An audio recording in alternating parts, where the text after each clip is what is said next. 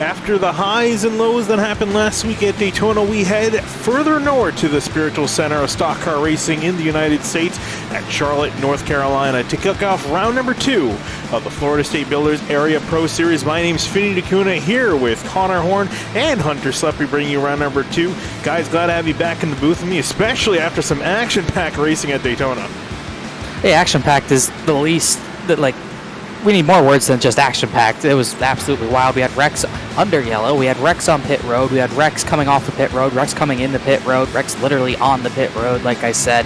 We had a wild finish, obviously. Only really one driver came away with a clean race car, and that was the winner, Justin Sogak, who went 2 for 3 at Daytona for that week. But it's a whole new ball game here at Charlotte. Pretty much the home track for anything NASCAR, and it should be a wild one, as we saw 2 nights ago. And even on Monday night, this track can get wild, Hunter, in a hurry. Absolutely, it can. It can get super crazy in a hurry. And looking at it, if the trends are correct, that means the winner on Tuesday night would win on Thursday night. So we're 1 for 1. Justin Sogak won both the truck race and the Pro Series race last week at Daytona. James Scioli won the truck race Tuesday night.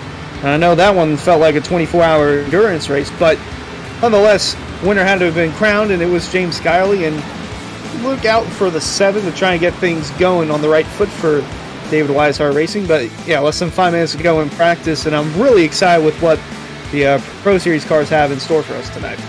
Indeed. Now, you mentioned James Scioli taking the win on Tuesday nights in the Truck Series. Here he is on track at the moment, currently running in 13th position. Not probably as high as you probably like, but again, practice is practice, and really you can argue, especially with the Xfinity, the Pro Series cars here, that the long run pace is a lot more important than your one lap pace, arguably, other than qualifying.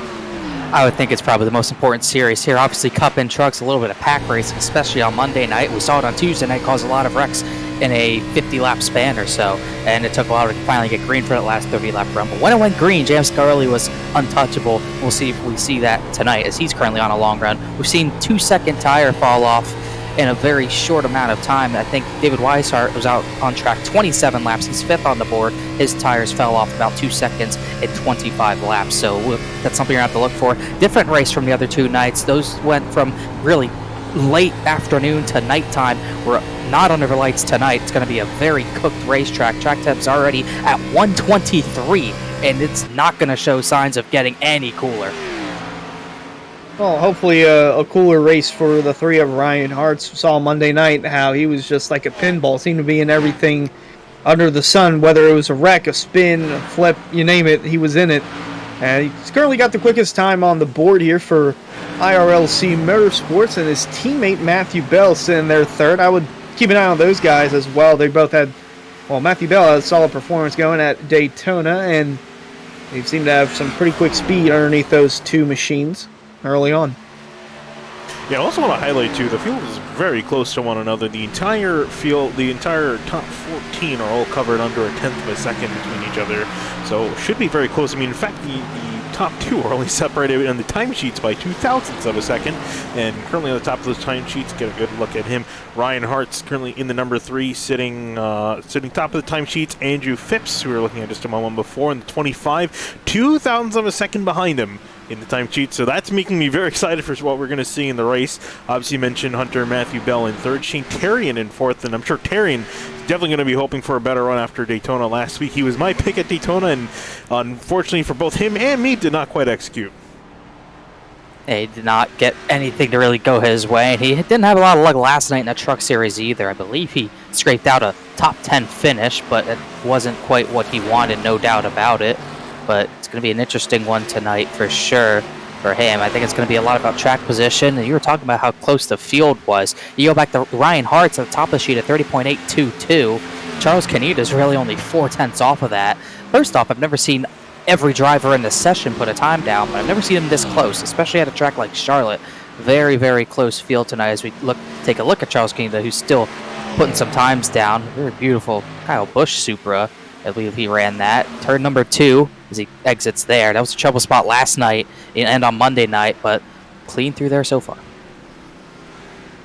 Indeed. Also want to get a look at Mason Caton in the 31. Hadn't been on iRacing in quite some time, and had a little Discord karaoke session. Had to clarify that. There's a karaoke session in Discord every Friday night here in the Area iRacing Discord. It's really fun, but he had that to kind of ease his mind getting into Daytona. Had a really stellar race until his motor blew up. That was really the only down part about it. Spoke to him about it after the race. He said, I hadn't run into the Xfinity car in quite some time and didn't realize how fast the engine temps were rising. And the last time he ran it, and spotter Dawson Miller was telling him to move over on the backstretch before the engine blew up, and he said, "Oh, I'll do it after 3 and 4," and then it just blew up as soon as he got onto the backstretch. So he's looking for a solid rebound tonight, and he's got top 10 speed as we can see. So looking for a big night from the 31 of Mason Kane.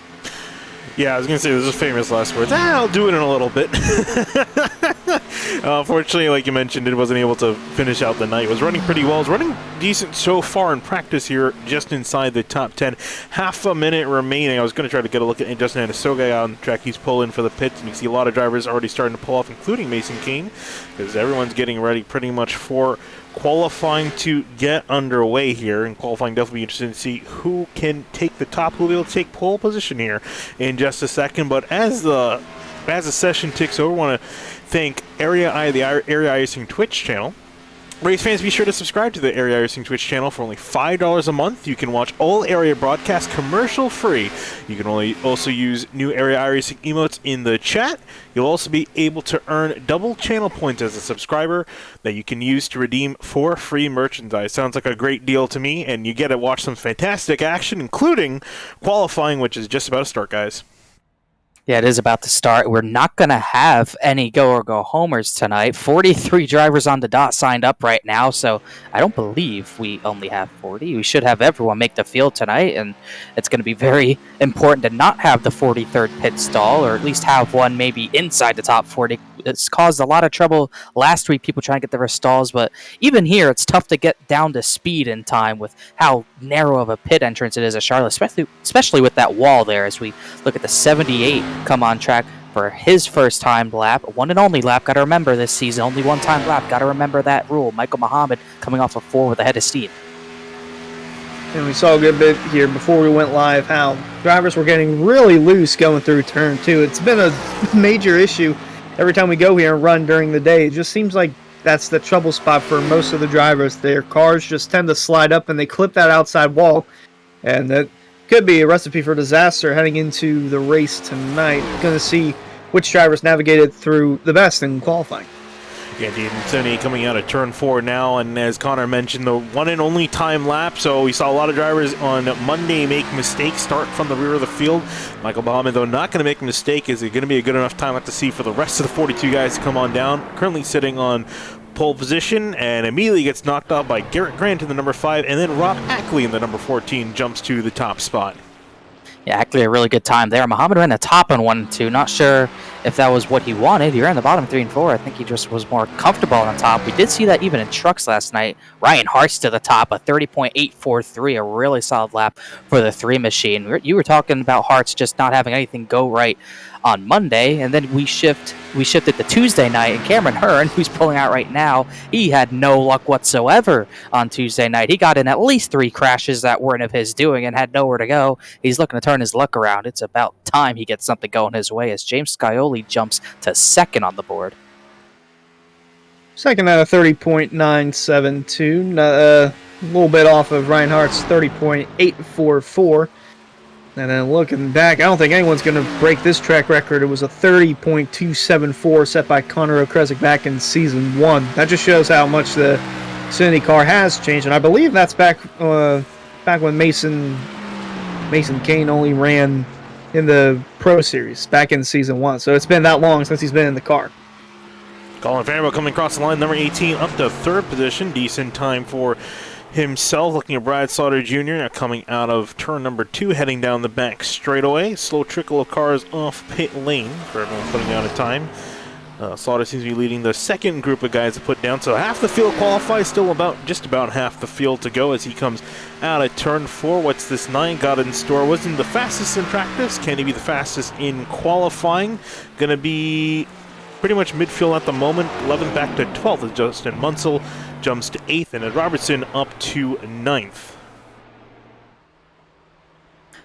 So he looks like Tom Bourne. He just came across the line 31.022. That puts him 11th for the time being. Mason Kane, he just crossed the line to start his lap. He'll dive into turn 1. Shane Therian is also on a lap himself. He gets to the bottom of 3. Very important to hit the paint. That blue and white line is very important for your lap. He just missed it, but still carried a good amount of speed out of turn number 4. See what the 38 can put down here as far as time goes. 31.037. Another driver in the 31 flats. Puts him 12th for now, as we see Mason Kane out of 4. Coming to complete his lap, see if the 31 can put up a top 10 qualifying effort, and 13th quickest for 31. It's going to be a 31.040. Here's Matthew Bell, Reinhardt's teammate. Hart's currently on the pole. Bell going to be 4th. Solid time for the number 43 machine. Casey Lakatos in the number 50. SimTV on the side and on the hood, and Gridliff as well. Going to get this car up there in the number 50 machine. Looks like he's going to be pretty much midfield 23rd for Lakatos. Looking at Philip York now as the next car line up on pit lane is not getting out there. And actually quite a few guys not putting down a time yet. Shane Abbey, Jacob Hudson actually out there, and Austin Gacone also out there. Beckner, Weishart, Paul Swerven Urban yet to put a time down yet. Kind of surprised they're waiting this long, but I mean, I guess with 5 minutes left on the clock, it's not necessarily a rush off the pit lane. It might be seeing if the track temp cools down, but I don't think it's going to happen. The sun is just beating down on this track. Wow, Gak Jones sideways out of turn number 2, but he's able to hold on to it. Not going to be a great time because of that. However, it's Gak Jones into 3. Jacob Hudson also into 3. He did not have as many issues out of turn number 2. They're going to complete their laps almost simultaneously. Gak Jones crossed the line here, and then number 8 Chevy Camaro, 31.709. That slide out 2 really hurt him. Jacob Hudson just didn't have the speed of 31.498. Yeah, both of them are going to be 31st and 32nd. Hunter looking at Shane Abbey now on the 84 as he's starting his first and only time lap.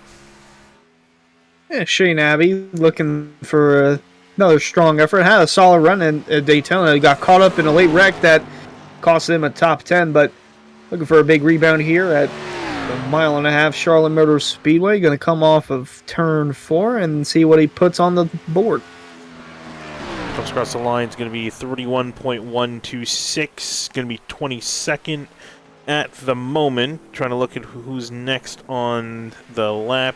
It looks like Travis Beckner, Paul Urban just a little bit ahead of him in the 48 machine. And wow, that is a colorful paint job if I've ever seen one. It's a solid paint job. Same one as last season. Let's get some far chase cam here. It's like a replay cam. That's what I use to spot people, but that will not be our camera for the night. As Urban gets into 3. Yeah, that's much better. You see, can you tell can you tell that I've done this before? He didn't hit the paint in 3 and 4, but I think he's still gonna have an okay lap. Across the line for Irvin, 31.31. 24th. Beckner comes across line at 31.425. A little surprising. Beckner has not been qualifying well all week. I don't think he started in the top 25 once. Yeah. Now put him 33rd. And I was going to say the paint saving measures that team has done to have all black paint, it's not helped them out quite a bit. Definitely helping the budget, but not the speed, maybe, as Bryce Senesek he did not get a time down. He hit the wall or something, as David Weishart puts down a time, 31.049, 15th place. It's almost looking like going out late was not the move for these guys. Everyone went out early, still at the top, and no one's really been touching them as of late, as Chris Seidenfaden coming out of turn 2 on his lap into 45. Seidenfaden is a winner at Charlotte, just on the Cup side of things back in Season 1. Looking for a bounce-back effort after rough go at Daytona. See what he can do coming off of turn 4. Going to be one of the last few guys that seems to put down a qualifying effort, and in the 45 across the line for him. It's going to be a 30.9 and indeed a solid time. One of the best of the late runners up into 10th place is going to push Weishart back to 16th. So a solid job by the 45. See a little wiggle, I think, is satisfied with that effort. And from the looks of it, pending anyone jumping out on the track late, it looks like everyone has put down a time. Or everyone that wanted to put down a time has put down a time. Looks like it. Charles Kaneda and Philip York are the only 2 to not get on track. Bryce Senesek has no time. He messed up his lap, so he will start at the best 41st. So we'll see if York can continue to get on track, but that should be pretty much it. Still got 2 minutes. They could get on if they want, but they're not looking like they really want to. So this should easily put Ryan Hartz on pole, and John Furness right close in, only separated by about 100th.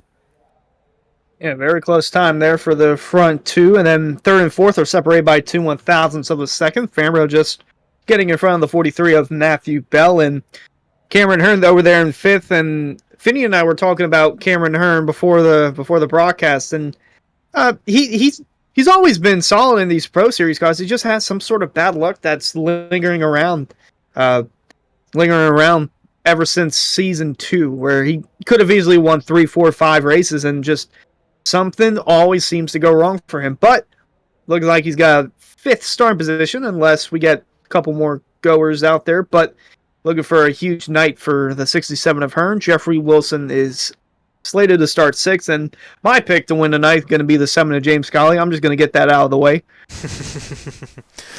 Supposed to wait until Finian asks. That's not fair.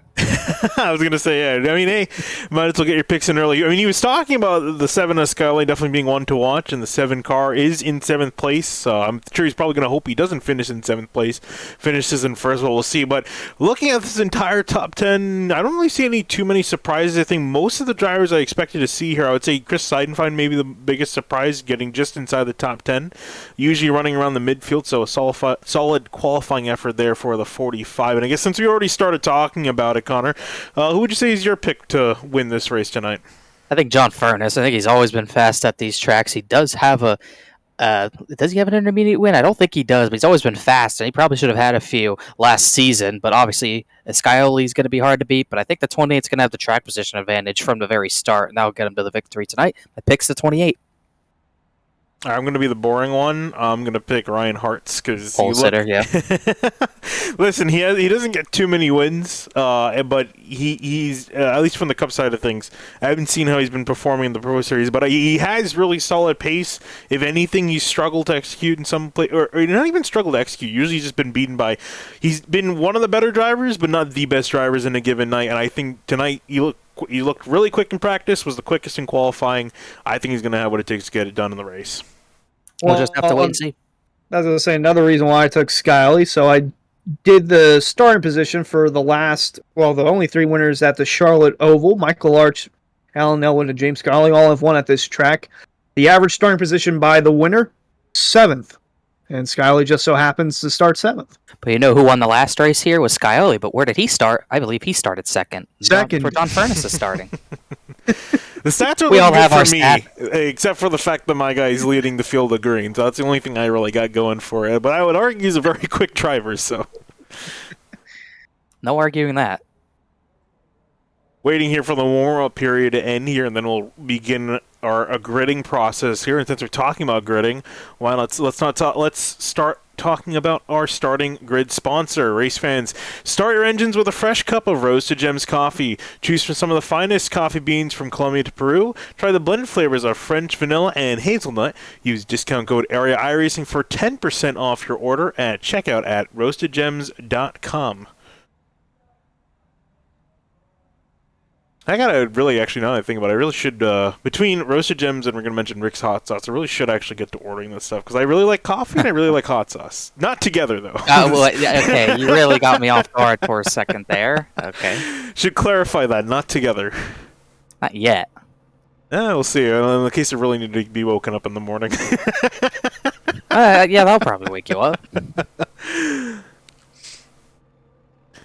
Coming down to Charlotte here. I guess one thing definitely want to talk about before we go green is over-under on how many cautions we're going to see tonight. The Cup race, it started off a little green and then got pretty caution-heavy towards the end. You guys were there for the truck race. How did that go? It was a tale of 2 races. We had 40 laps green and 1 yellow, just slowed everything. Cautions breed cautions. We had, I think, 8 yellows in a 50-lap period, and it made for not very fun stuff. And then we got a 30-lap run green, and James Scioli was at the front. just a really good battle between the top three at the end. Skylerly got past for the lead and was able to get it back, which surprised me and Kyle. So that was an odd race for sure. It just had green flag runs, and then we just had no runs at all. It's going to be a different race. I don't think we're going to be packed up for as long as these Xfinity cars like we were Monday night and Tuesday night. Should be a different race, especially with how hot the track is. That's my only worry of how hot the track is. It's going to be really slick. You're going to be sliding pretty early on in these runs. That might be a worry as far as cautions go, but we hopefully won't see big ones like we did the last two races. I put my over-under at like 4.5. It's a very specific number, Hunter. What would you use your number for over-under on cautions? That's how you do over-unders. Well, I was looking back at it. The race average for Charlotte is 5 cautions for 20 laps, and good bit of leaders and lead changes. 8 different leaders, 14 lead changes throughout the race. So I would hope to be on the underside of things just because I feel like if we get a long green flag run, it's going to make for some pretty entertaining racing. Otherwise, it's going to be a caution breed caution fest. All right, I think I'm going to go... I kind of wanted to pick a different number from Connor, but I kind of like this number at 4.5. That's kind of where... I feel like we're going to get 4, so, I'm going to just actually be different. I'm going to just pick 3.5. All right. Just to be different. We'll have to see. We'll have to see, and definitely what we're going to see here is your starting lineup. Let's get to it here because we got a lot of cars to go through. Starting on pole position is going to be Ryan Hart leading the field of green, with John Furness starting next to him in second place in the 28 machine. And then third place to Pepsi Camaro, the 18 of Colin Fambro. Alongside him, great qualifying run for another Camaro, the 43 of Matthew Bell. Moving on back to fifth place is going to be Cameron Hearn in the 67. Jeffrey Wilson's going to be starting next to him in the 98 car, in sixth place. The defending Pro Series champ and the defending Pro Series winner at Charlotte, James Skylerly, starts 7th. Alongside him, Rob Ackley in 8th. Moving on back to ninth place is going to be Justin Munsell starting in the 6th car in the inside lane. Chris Seidenfeld going to be rounding out your top 10 in the 45 machine. The second highest Mustang on the grid, I believe, Ed Robertson in the 64 starts 11th, and 12th place Andrew Phipps in the 25 Plan B Sales Camaro. Moving on back to 13th place is going to be Tom Bourne in the 16 machine. Shane Terry lined up in 14th in the 38 car. The apparent karaoke legend Mason Kane, he'll start 15th place. David Weishart, always competitive here. Not the best qualifying ever, he starts 16th. Moving on back to 17th is going to be Greg Mitchell in the number 2 car. Next to him, Chuck Sweeting in the 75 in 18th place. Highest starting Bass Pro Shops Camaro, and also the 2-time Truck Series champion Brad Slaughter Jr. starts 19th. Chris Rabel alongside him rounds out the top 20. Moving on back to 21st is going to be Ryan Swan in the 20 car. Next to him, Spencer Brown in 22nd in the 95. One of the few to avoid the chaos at the end of last week's race was Alex Weaver, starting 23rd place there. The 84 of Shane Abbey, who was in the chaos, starts 24th. Moving on back to 25th, going to be Garrett Grant in the number 5 machine. Paul Swerven Irvin started next to him in the 48 in 26th. This MTV/Grid Life Toyota Supra of Casey Licata starts 27th. The 78 ever recognizable Dr. Pepper Camaro, Michael Muhammad, starts 28th. Casey Licata starts 27th. I don't think I said 27th. Starting back in 29th, Ryan Dunkelberger in the 26 car. Steve Durham in the 30th place in the number 1 machine. 31st place, 46 car, Nick Silver. Jordan D. Martin in a 17 Ford Mustang starts 32nd. Moving on to the next row of cars, Matt Alverson in 33rd in the 21 machine. Anthony Santo in 34th in the 10 car. The black Toyota Supra of Travis Beckner starts 35th. Jacob Hudson alongside him starts 36th. Back in 37th, Austin Gatcone in 8th in the 8 car. And Matthew Cochran next to him in the 4 car in 38th. The last 2 qualifiers to put down a time, Justin Sogak, the Daytona winner, starting way back in the field, 39th place. James Coey in the 24, starting 40th. Then we have Bryce Senizak lined up in 41st, Philip York in 42nd, and rounding out your 43-car starting grid, Charles Canita in the 54. That's your Roasted Gems Coffee starting lineup, and all 43 cars ready to get going here at Charlotte. Ryan Hart's leading the field down the green with the pace car making the left turn off the pit lane. And waiting patiently. Finally, we go green here at Charlotte for round number 2.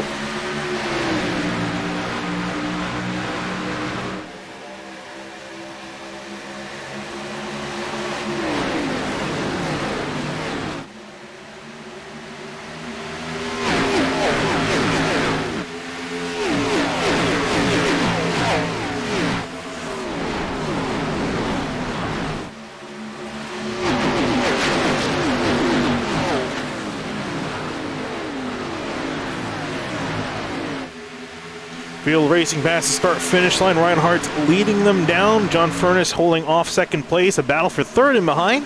Matthew Bell trying to fight on the outside of Colin Fambro, and will get that spot. Ooh, car loose in the back. They save it, though. Single file. Everyone's trying to sort out single file. Bell gets clear. Fambro a little sideways through the center on that bottom line. He just has to get back in line. Now the first side-by-side battle. Rob Ackley and Jeffrey Wilson. Wilson falling back a little bit from his starting position. A little further back, and there's Ed Robertson looking for 9th underneath Wilson. Yes.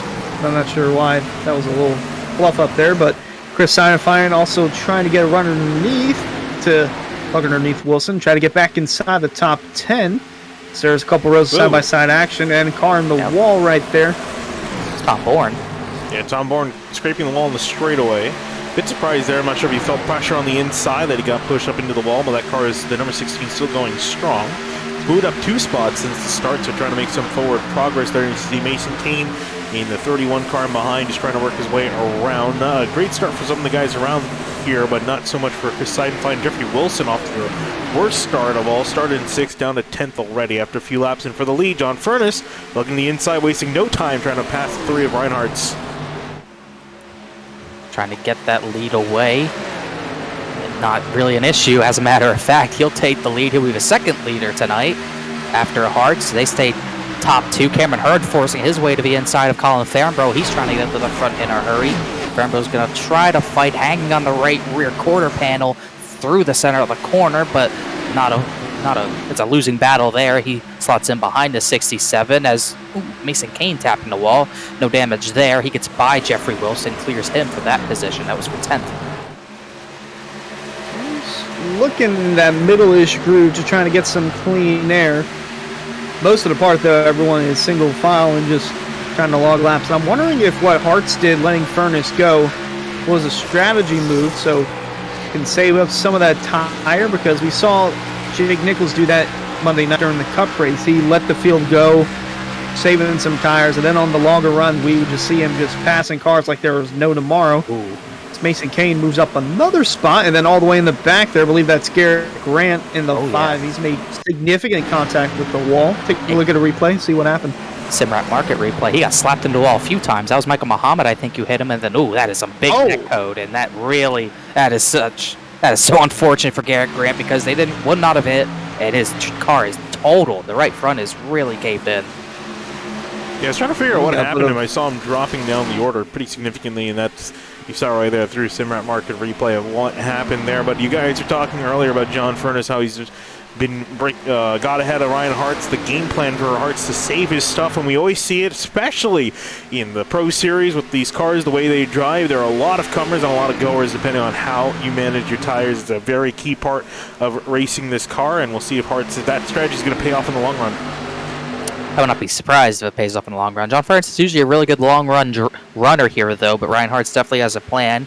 No reason to race for the lead this early, and Furness was hounding his rear bumper the first 2 laps, so definitely a strategy play by the 3. Just not fight it, don't work the tires up, just trying to defend, and it should work out pretty nicely as we go back to a side-by-side battle. We're almost 2x2 here. Shane Therrien just looking for which lane to go to, which lane is faster he'll go. Chris Seidenfeld in the 45.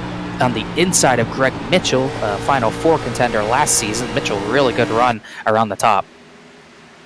Yeah, Chris has been doing that through 1 and 2. Whoa. He just, this is an interesting 3-wide move. Or aggressive. No, it wasn't 3 wide. Looked like it, but still diving his nose to the inside. But yeah, Chris has been doing that in 1 and 2. He doesn't stay tucked to that blue and white line on the apron. He kind of merges a little bit higher than that. It's almost like his car can't completely hold the bottom, but it's just above it. And right there, his car just cannot hold that bottom, and we saw the 38 get a good run off the corner, try to look low. It's going to look to the outside now.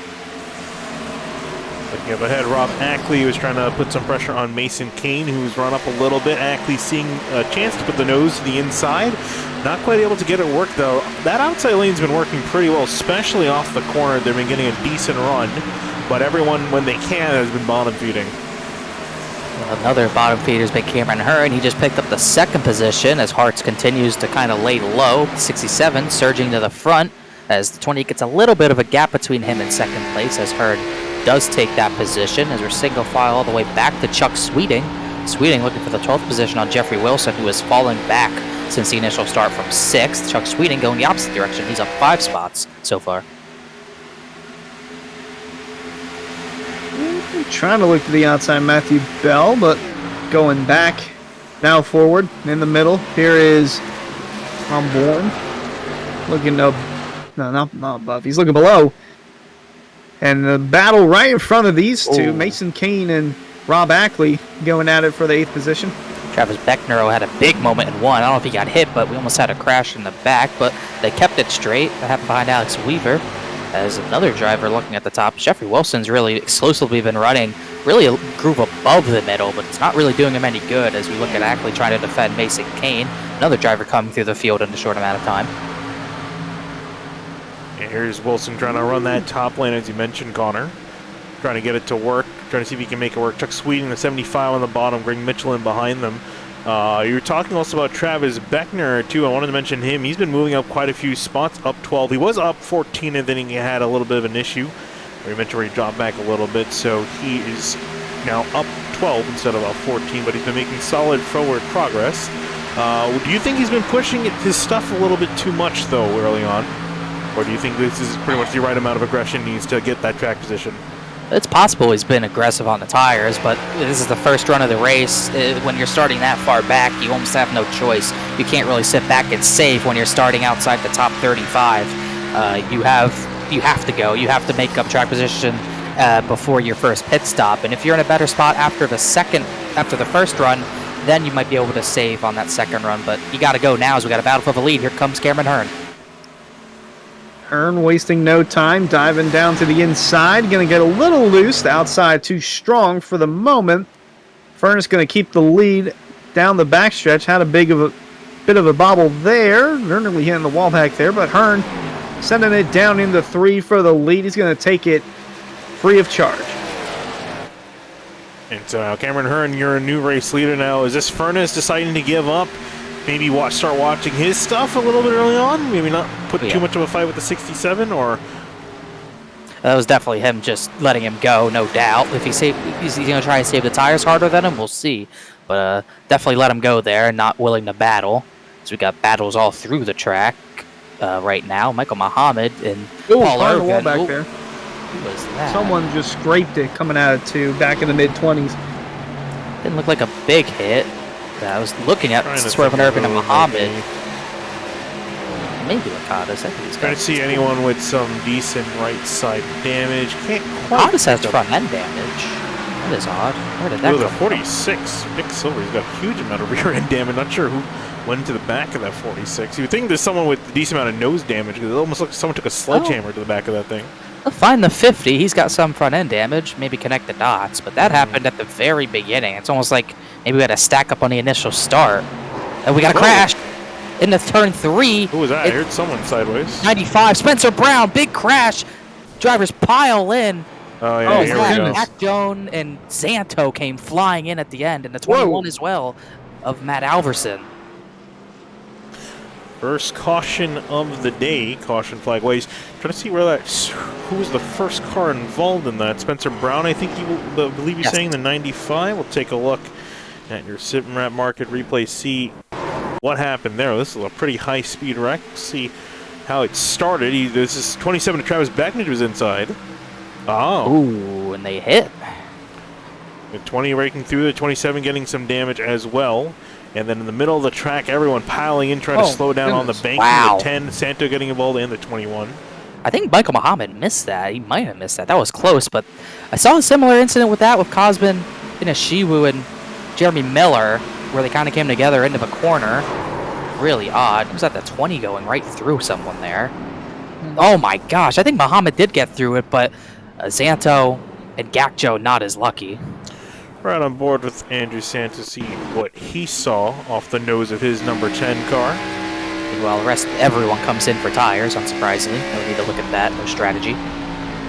So went to the apron, trying to slow it down. The number 8 spinning on. I think he was just hoping the 95 wouldn't be there. And the trade-off you have to make is, either do you get on the brakes, full on the brakes, or do you try to rotate the car? And unfortunately, the 10 picked wrong there, went up the track and into the 95. But pit stops, as we mentioned, guys, are underway. Looks like Greg Mitchell and Bryce Senizak did not hit their stalls. Chuck Sweeting with an interesting maneuver. You're going to see there, only 6 seconds in pit lane. I'm not even sure that's enough for tires. Is that enough for right sides? Maybe. That's cutting it close. He definitely hit his stall. Like you said, Greg Mitchell did not, and Bryce Senizak did not, so they'll come back down. Cameron Hearn did. He's definitely on tires. Yeah, everyone else came in for 4. We'll see if Sweeting comes down. It might be enough for 2. It's just not really a move. You might as, on one hand, you might as well test it out now in case it doesn't work. It works or doesn't work later. At the same time, that's going to be a rough ride. But he's coming down on the apron. I think he is going to pit. I think he might have had tires unchecked. So Cameron Hearn should keep the lead here as Travis Beckner gets the EOL for that incident. Yeah, indeed. So Sweeting will come down. I was kind of hoping to see, one driver deciding to experiment with that early on, but Cameron Hearn, as you mentioned, going to retain the lead. Furnace, Hartz, and then Colin Fambro with Matthew Bell rounding out your top 5. Pretty much what you expect as we are getting ready for the green here immediately. Cameron Hearn picking the inside. Don't think it's going to be too surprising to see here today. It's not like with the next gen where outside actually had some legitimate speed. You're going to pretty much want the inside lane every single time. I would. Yep. Yeah, pretty much. I mean, we've seen some drivers trying to battle on the top, but I think unlike Monday, I think the easier passing zone is likely going to be the bottom. So Ernst should get a jump here and should be battle for second if Furness doesn't get going, as Matthew Bell still solidly in 6th. Looking through a few of these top 10 drivers here is getting ready to go for another restart. Indeed, and I'm really expecting this outside lane to sort of struggle on the restarts, at least all day. I mean, John Furness we all know he's got a fast car, but he's in 2nd now. Just seems like whenever we get to these 1.5 miles, like, old Atlanta, you get into the restart zone, the outside lane would just never go. It's always with these quad ovals where the outside lane just, for some reason, can never get going. We'll see if that is going to stay the same or if that's going to change, at least with this restart. We'll see how this restart plays out. It'll be Cameron Hearn this time leading the field down, not Ryan Hartz. Pace car off on the pit lane.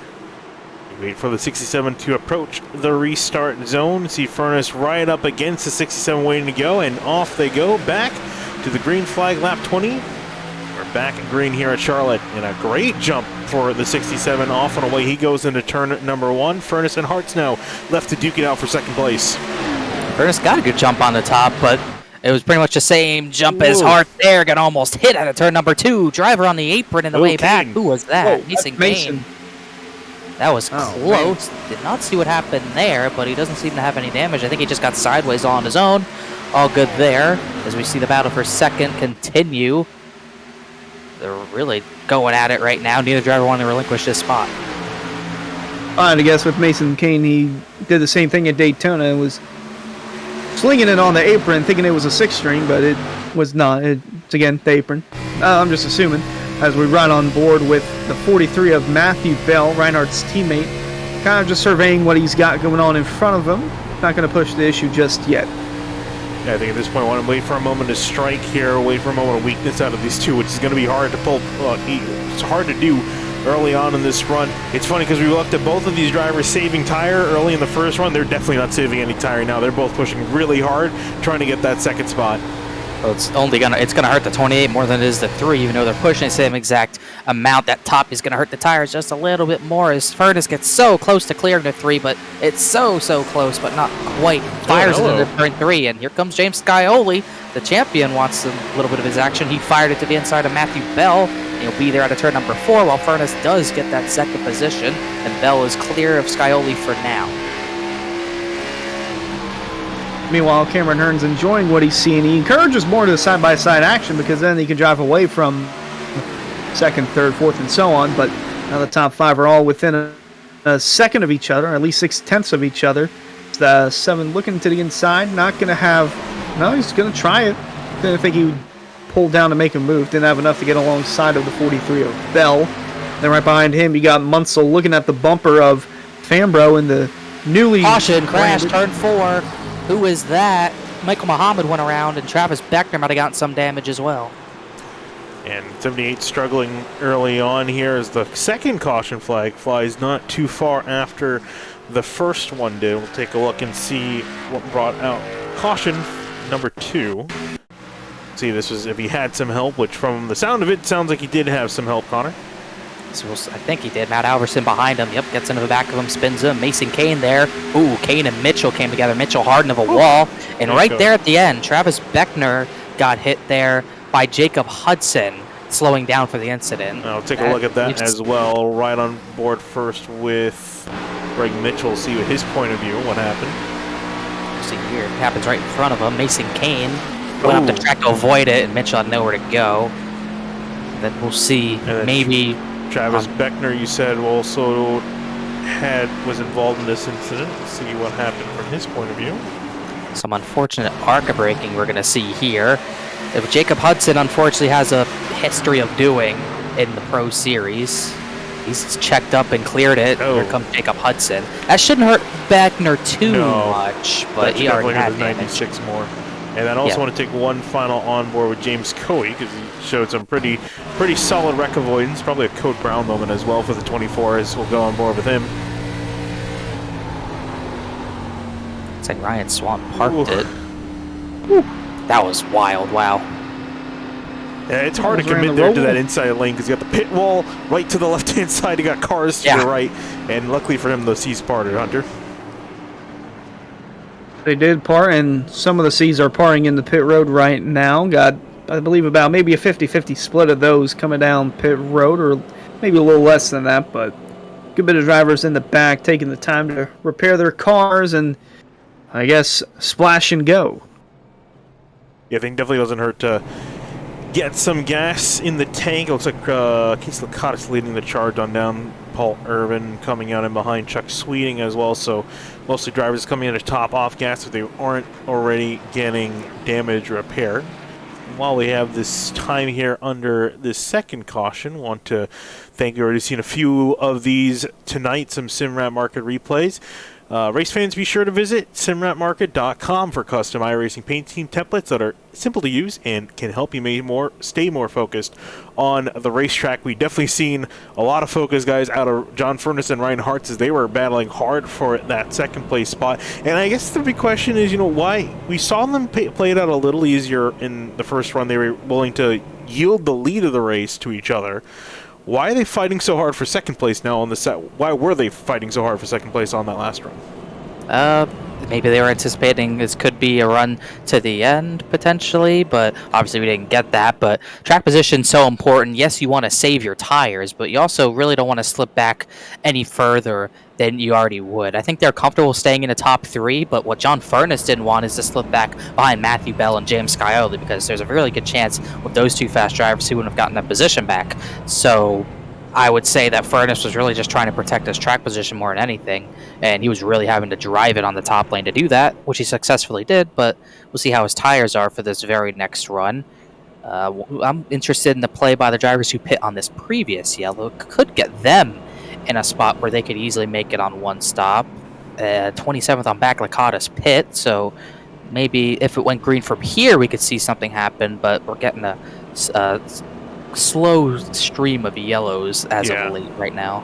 Yeah, and really the first guy you want to really look at out of that group, though, is Travis Beckner, who was the only driver to take 4 tires under that last green flag pit stop. Not green flag pit stop, sorry, on the last caution.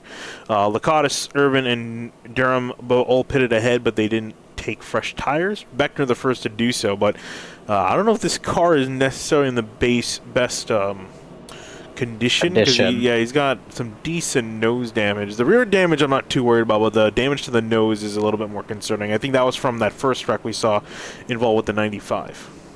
Yeah, he's going to struggle for the rest of this race for sure. Racing deal called on that previous incident. Jacob Hudson does get a warning for not checking up properly. A few drivers are out of this now. Spencer Brown is not out of the race completely, but he is getting extensive repairs. Austin Gack-Jones is out. Ryan Swan He's actually back in. I thought he quit after the second yellow, but he might have had a hardware issue. He's now 2 laps down after that. Everyone else still running.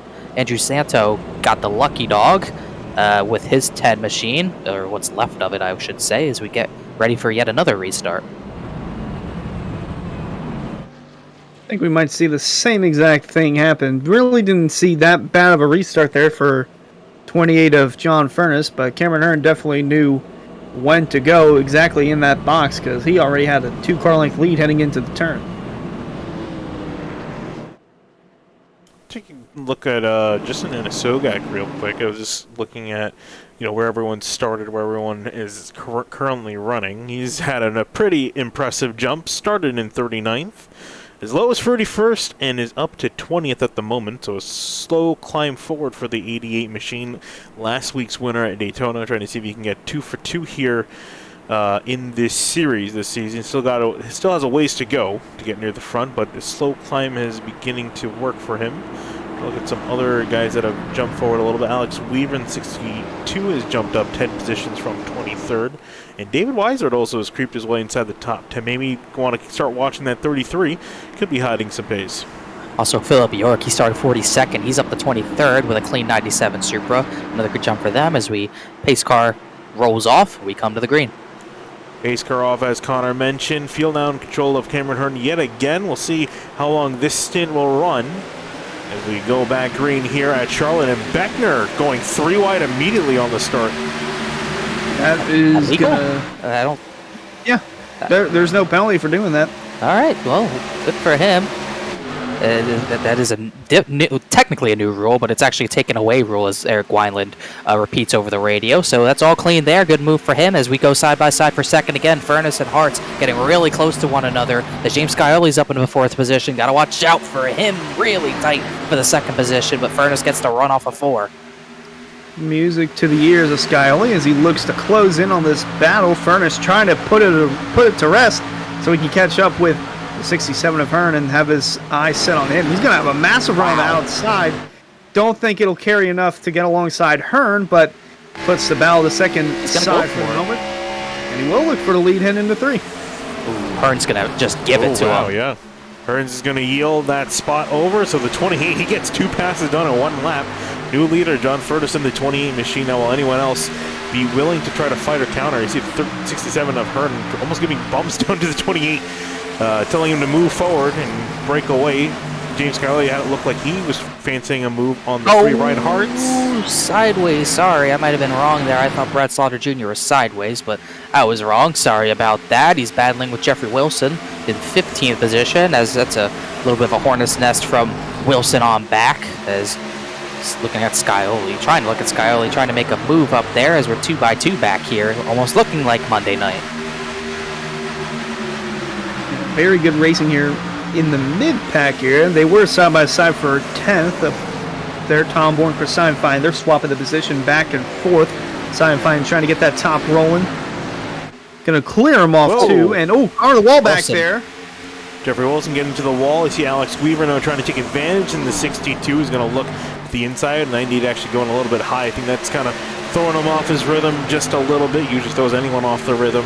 As they fight now side by side, and behind you see the 25 and the 9 starting to square up again for 15th place. Looks like Weaver's going to get the job done. Phipps is next in line to try something. Look at Brad Slaughter Jr. He's going to the high line to make something work. We'll see what type of run he can get. We'll get to the outside of a 25. That's something in Xfinity cars. That line can work on a short run, but I would be surprised to see a lot of people doing it on the longer run, as still 2x2 here, just about. Side by side, Anna Sogak and Chris Rabel with a 17th position. That chews up your tires. Lead's starting to heat up a little bit more here with the 28 and 67. They've actually broken away from the rest of the field. Half a second back to Ryan Hart. So these two guys pushing on each other pretty hard. And I'm sure for Ryan Hart, he's saying, another one. Crashing behind. Big off for turn 2. Bunch of cars up high, bunch of cars down low. Shane Therian, Dunkelberger. Wow, that was bigger than I thought it was. That was right where we were watching as well. And just as we took and see Brad Slaughter, huge damage to the nose of his car. He's definitely going to be out of the running for this one. Take a look and see what on earth happened. Take a look at Shane happen in front of Terrian. these guys. Yeah, Brad Happens Slaughter got right in front of sideways. We'll look again, Justin Sogak. Ooh, the 97 getting hit hard in there. And then Terrian getting involved on the bottom. We'll take another look back here to see really where this started. How Brad Slaughter got sideways with contact with the 25. See side by side. I think he just lost on his own. Oh no, Nope, 25 no, he did not. washed up. And Anasogak had nowhere to go. 97 likely got hit up there. And then just like the first caution, they come piling in. Michael Muhammad somehow avoided it again. I think Shane Therian got the second part of that. He got slammed into himself. So we'll see here, 25 almost enters too low, so he shoots up the track right there. Maybe hit a bump, and they came together because of that. That's what's been happening to Simon Fine for the majority of the race. That exact part of the corner where his car just dips up, and saw that happen there, and unfortunately caused a multi-car incident. And you pointed out before the restart, 97 didn't have a scratch on him, and now he's got some damage all over his place. Yeah, I'll take blame. I'm sorry. Commentators nowhere to courtesy. go. Shane Terrian's on board, avoided the first part of the incident. The 84 hit the 26. And Terrian nowhere to go as he got piled in again, and got a piece, I think it was Casey Lakatos that gave him a small piece of that.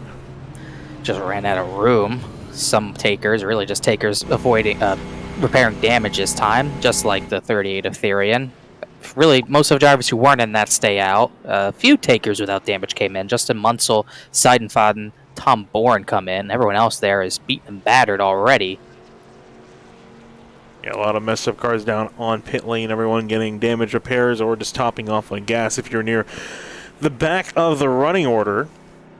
And I was going to say this actually right before that caution came out, but literally as the caution was about to come out, when these guys were racing for a position so hard, Furness and Hearn, whether or not they were pushing because they felt that this is going to be a short run race, you're going to keep getting short runs, caution after caution, and Ryan Hartz is going to let them deal with that, and he was worried more of the long run. But now, should we start with seeing 3 cautions in the first 40 laps of this race? Do we think that you might want to start shifting your mindset to this being a more short run race, stint race?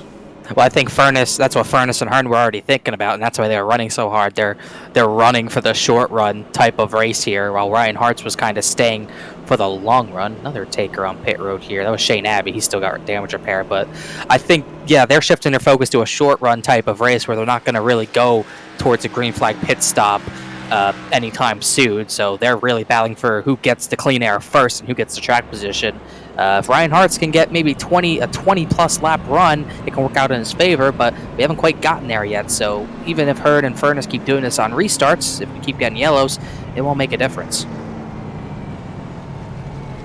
Yeah, would love to see a nice green flag run going, especially with the sun out here at Charlotte. It's always got some good entertaining action whenever the sun's caking the track, and it's hot and slick. Drivers have to control it, but there are some challenges, and that's why we've been seeing some of the cautions come out where drivers losing it, getting into the corner, or just making contact in the wrong place at the wrong time. Yeah, currently on caution number 3 here in the Florida State Builders Area Pro Series. Slowing the pace down early on, but really I think we started to narrow down 3 particular favorites for winning this race, and we'll take a look at actually how many laps each of them have led. John Furness, I think, has led the most with 18 laps to his name. Cameron Hearn close behind with 16 laps to his name. And Ryan Hartz only 3 laps led for the number 3 car, currently running in 3rd place. I would say 4 favorites right now. You can't really count out James Scioli, the champion. He's up 3 spots, got by Matthew Bell in that previous restart. So definitely I think these 4 are going to be the ones to watch. We'll see what Matthew Bell can do, but there's some big hitters at the front of this Pro Series field right now. The top 10 really hasn't changed too much from when we started. Only 2 drivers who started top 10 are not top 10 anymore, and that would be Jeffrey Wilson, actually 3. Jeffrey Wilson, Justin Munsell, Chris Seidenfaden all started top 10. They're not top 10, but everyone else is up there. Not much change as we look to go green again with about 91 laps to go. Still a long ways to go. Drivers got to get that in their minds, and we can get some green flag run in here, which is definitely what Ryan Hartz wants. Yeah, I think we see this start to go green, as you mentioned before. I think Ryan Hartz has got the long run car, and I'm curious to see how long he's going to continue watching his pace as this race goes on. If he's going to continue watching his pace, because at some point I think he's going to have to go with everyone else and start running this more like a short run race and just push harder on these stints, because we've seen the 67, the 28 just start to do that. And whether or not the 7 or the 43 in behind are also going to follow suit, he's got to keep that in mind as well, as he will start dropping back. It's going to be a tough one for sure. You got the top 2 going hard, the second row not really going hard. Do you see this changing, Hunter, at all? I would still keep an eye on the 7. I feel like the longer run we get, we'll see that 7 car slowly creep his way towards the front as the field's going to restart this race one more time. Furnace on the bottom, Hearn on the outside, and we're back green at Charlotte. Restart number 3 back in the air. John Furnace off to a decent start. Now Cameron big Hearn. checkup. Excuse me, big checkup. Apologies for cutting you off, but it looked like Colin Fambrough didn't go, and Alex Weaver paid the price for his mistake there as Furnace gets away with the lead. Ryan Hartz is now up to second. Ooh, side by side for third. Wow, crossover move. Slamming the door shut on the 67 of Cameron Hearn. Hearn now working to the inside of Ryan Hartz, heading off into turn 3. James Skiley waiting in the wings, trying to see if he can poke his nose on through, make a move in this battle, as Cameron Hearn looks like he's going to successfully fight back against the 3 and get that spot. Hartz is going to slot in, try to protect the bottom from the 7, which he does. Those 4 kind of break away from Matthew Bell, under fire from David Weishart, who's up 10 spots from where he started. There's a lot of single file on this restart specifically, not really what we've seen the past few ones, as we see single file once again. Furnace, this time, not much of a battle yet. He's clean away for the race lead. Fambrough fired it to the inside of Ed Robertson. Really, really close race between those two. Speaking of close racing, we haven't seen David Weishart too much in the 33. Been very quiet night for him. He's just worked his way up to the 6th position, 1 spot shy of the top 5. Looking a little further back, up to 62 there. Alex Weaver came so close to winning at Daytona again last week, and looking for another solid run. Yeah, was fighting with Rob Ackley for position. Ackley pushed back down to 14. As he started 8th, he's been drifting back. Oh, crash! Turn 4, Andrew Santos in the wall. Wow, Slaughter almost hit him. Not sure what happened. Santos was not happy, but there's no yellow for this. No yellow. We'll take a quick look at what happened here, and actually from the brief glance that I got, probably almost should have been a caution here with the 38. Ooh, Tarian running up the track into the 10, gets loose, locks it down on the top side, but didn't slow down enough to trigger. Wow! Oh. Slaughter almost creaming the number 10. That could have been horrible there. Yeah, but luckily they get away with it. Santos already kind of destroyed. This day does not get any better. He's on the lead lap. Tarian just missed the bottom. Really, really weird. But they keep it straight. Luckily, no one piled in. Still green. Furnace with the lead. Hearn closing in. Hart's just waiting in the wings in case we get a long run. Same with Skyoli and Matthew Bell, who's closed in on those 4. As we start to see the lead heat up again. Even 3rd place heating up. Skyoli stove to the inside.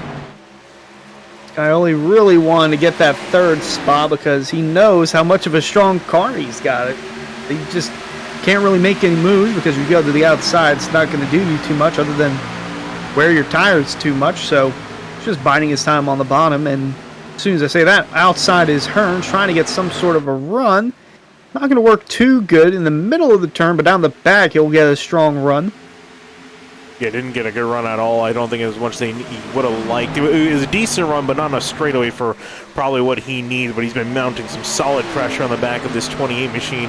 I think trying to hope that Furnace gets forced into a mistake. But now Furnace goes up high. Hearn goes to the inside. Very side by side off into turn 1. It looks like Furnace gives him the spot. It's almost like a tale of, it's like, I don't know, a game of chicken maybe? It's like who wants to go hard first? Who wants to be the one who wears their tires out the most? It's like Furnace is daring Hearn to do that instead of him. And that's going to be why he lets him by here. And meanwhile, Ryan Hartz and James Skyoli are battling hard. And they're like, yeah, you wear each other's tires out. I got this.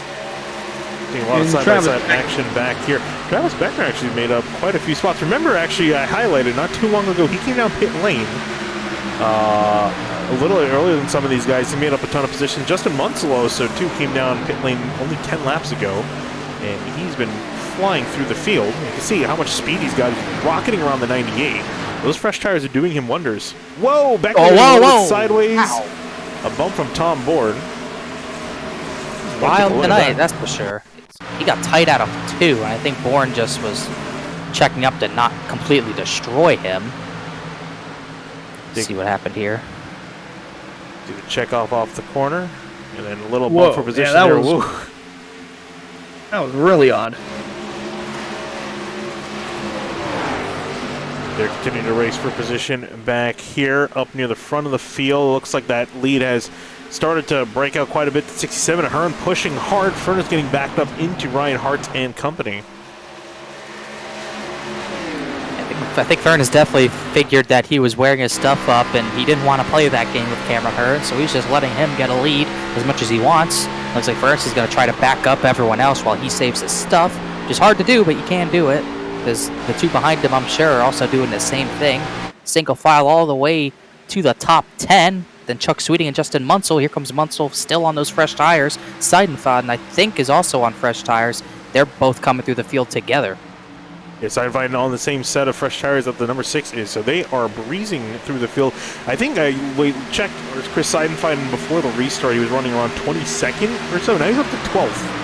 So fresh tires definitely do mean something here, and a lot of these guys, I mean, granted, still very early on in the race, we're barely to halfway, but those fresh tires definitely worth something. You see, look at the 6, the speed differential he has in 6.2 rocketing around, and there is Chris Seidenfaden in the 45, the green and black machine, working his way on through as well.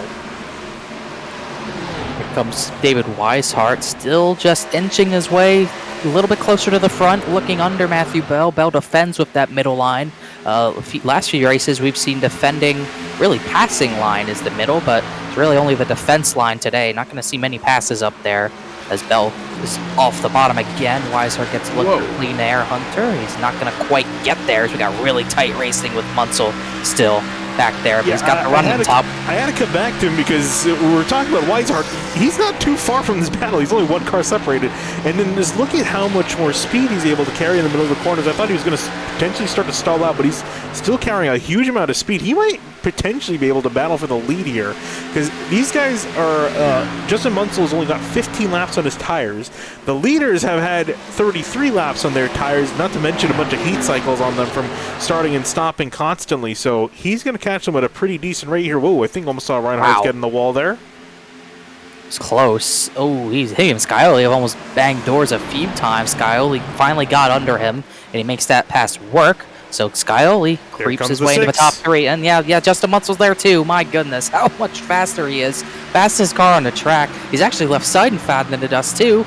I think you might be right. He might get to the lead in 10 laps time, possibly. Might be 5 laps time. I mean, look at how fast that 6 car is. I did not expect this at all.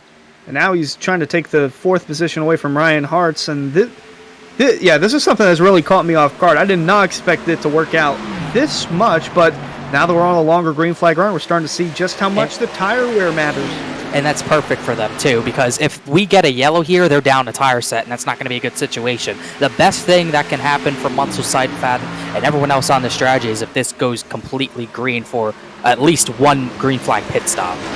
Yeah, I think we're seeing that really the answer to the question of we didn't expect this to happen. I think most of the field didn't expect this to happen because otherwise they all would have come down a pit lane. Because look at Munsell still making moves, looking the inside of James Scioli, who was up into 3rd, well, highest that 7 car has been, and now back down to 4th as he breaks on through on the inside. And there's nothing the 7 can really do.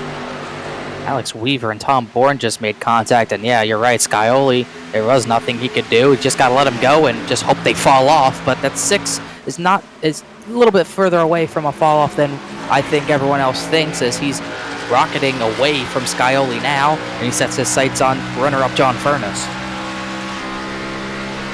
Yeah, That 6 car getting closer and closer. Sorry, you can go ahead, Under. He's just charging on that outside better than anyone, especially with the tires. It's not gonna matter too much until he gets to the lead. Then he'll have to start preserving, but he is knocking on the door and to the inside. I was gonna say knocking in the door, more like bursting down the door with the way he caught the 28 of John Furness already side by side. He's gonna rocket by him down here on the straighter. Look at the speed difference. 28 has to. I think that is also the 28 is giving up there. I think he figured the 6 is on a much different strategy. And now 67 Cameron Ahern. This is gonna be a little harder to catch because there's 0.8 of a second gap between these two. Yeah, we'll see what happens. Not many other battles happening right now. We're just really watching a 6 and 45 get through the field. Seidenfaden is by Bell now, so his next up is Ryan Hartz. And Ryan Hartz is starting to fall a little bit here. Tom Bourne runs to middle, trying to make something work. Then after Rob Ackley in 16th, it's almost like we got two packs like we're back at Daytona. And that second pack led by Michael Muhammad, who's really just dodged, I think, certain doom today, as we see side by side with Fambro and Bourne. The 78 making his way through the field. Yeah, a very strong run for the 45 of Seidenfaden, knocking on the door for that top 5 spot. Needed to do something different, and this was such a good break for him. Tom Bourne looking to the outside for the 8th position from David Weishart, and now we see Seidenfaden looking to the outside, trying to get a run, so try and diamond it down low, make a move going into the 3, and don't know if he'll have enough momentum. Tuck back in line and try again. Well, DTAB can try again. Chris Seidenfaden working a little bit more at a slower pace through the field. That might help him later on. He's going to be saving up his tire a little bit more. I think just trying to work through the traffic, and behind them, David Weishart, Tom Bourne, side by side for position. Colin Fambro trying to see if this will poke a hole on the defense of the 33 of Weishart now that he's up in that middle lane, which we've seen has been good for getting a run off the corner, but can definitely catch you on the entry in the middle of the corner when battling for a spot. But we're actually kind of struggling here a little bit. Yeah, not being able to do much. Tom Bourne does have some right front damage, so that can't be helping him either. So Weishart's able to maintain. He gets a run off of 4. Close, oh so close to clearing the 16 back, but he won't be able to do it. Have to at least do one more set of corners up on the top, as I think we're starting to see the tires start to even out just a little bit. Munsell was 0.2 faster than Cameron Hurd once he got the second. It's now only a 10th, but he is still closed into under half a second. But will they even out to the point where he might not be able to make this pass? Oh, whoa, I think they hit. I think Weishart hit. That was definitely contact made. If not, then it's the slimmest of margin between contact. But nonetheless, it results in both drivers continuing to go. No caution yet. We see the 29 of Chris Rabel now looking to the outside. Going to have a run on Weishart as they come out. He's in the wall. Oh, run carried him into the wall. Yeah, unfortunate to see that for Chris Rabel. Not sure how bad the damage is. Doesn't seem too terribly bad. Oh, Slaughter's in the wall. He was getting lapped. He got in the wall. I think that was on his own. He was just trying to get out of the way. Excuse me, Vivian. Yeah, because they're looking in the Tour Modified class. He's not had a good day whatsoever. You can see how much significantly he's off the pace. I think just hoping more drivers suffer here so they can come out here with better points. But 38th position, that's got to be, it's a long day ahead. We're still not even halfway. Coming up on that in a few laps' time. 3 wide. Rabel and Sweeting side by side get by, as Rabel's still trying to get through the field. Chuck Sweeting's kind of dropped back. He did climb up a little further, I believe, earlier. It's just trying to battle the 29 now. He's got a better run down the front straightaway. Getting close to potential green flag pit stops. Remember, the leaders who haven't been back to pit road, like Justin Munsell, Cameron Hurd pit, I believe, lap 18, which is almost 45 laps ago. So logic dictates you would probably try to split this run to the end on fuel in half, which means they'd have to get to around lap 75 for their next and maybe final pit stop. We're only 12 laps away from that. It's going to be maybe a little bit close on fuel for some of those guys. Justin Munsell, however, does not have to worry about that whatsoever as they come up the lap Andrew Santo. As we look at Tom Bourne continuing the battle with Seidenfaden. Looks like the 45 has driven those tires off. Ooh, apron. Yeah, he clipped that apron. Whoa, That's gonna wow, carry him into the wall. 45 Seidenfaden no. hard into the wall, and Tom Bourne collecting a piece of he's he's going to break loose, clip the 17, and the caution out. Wow. 2 cars upside down. Martin went flying. Someone else went flipping. Who was that? That was Chuck Sweeting in the 75. And Ed Robertson involved too. We had 2 cars flying through the air. Wow, that went from 0 to 100 real quick there. Wow. I'll say. My goodness. On the straightaway, what happened there? Wow, wow, wow. Jordan, it looks like Seidenfaden came off the wall. It's all started in turn 2 here, Hunter. Yeah, he just got loose right there, and it carried right into the wall. Had nowhere to go. Tom Bourne got a little piece of that, and I guess to get off the wall, he turned hard left right there. Well, hit He the wall bounced right off there. it. Wow, Right, we saw that last 17. night. catching air. Got to look at that as well. Yeah, 17 and Jordan Martin was levitating there. And it's unfortunate for him because he was having a great run up until this point. Yeah, that's Seidenfaden just losing control, and Jordan Martin he got the worst of it. He went flying just like David Weishart did 2 nights ago, and he wasn't the only one to go upside down even here. Yeah, who was the other Sweeting car? went upside down Chuck as well. Sweeting. The field comes down to pit road. Everyone pits here. Everyone will take 4, but we got to see what happened even after this, because it didn't end with Jordan Martin. Here's Chuck Sweeting. What happened to him? Catching the 45, hit the 17 Same up thing. on his lid. He went.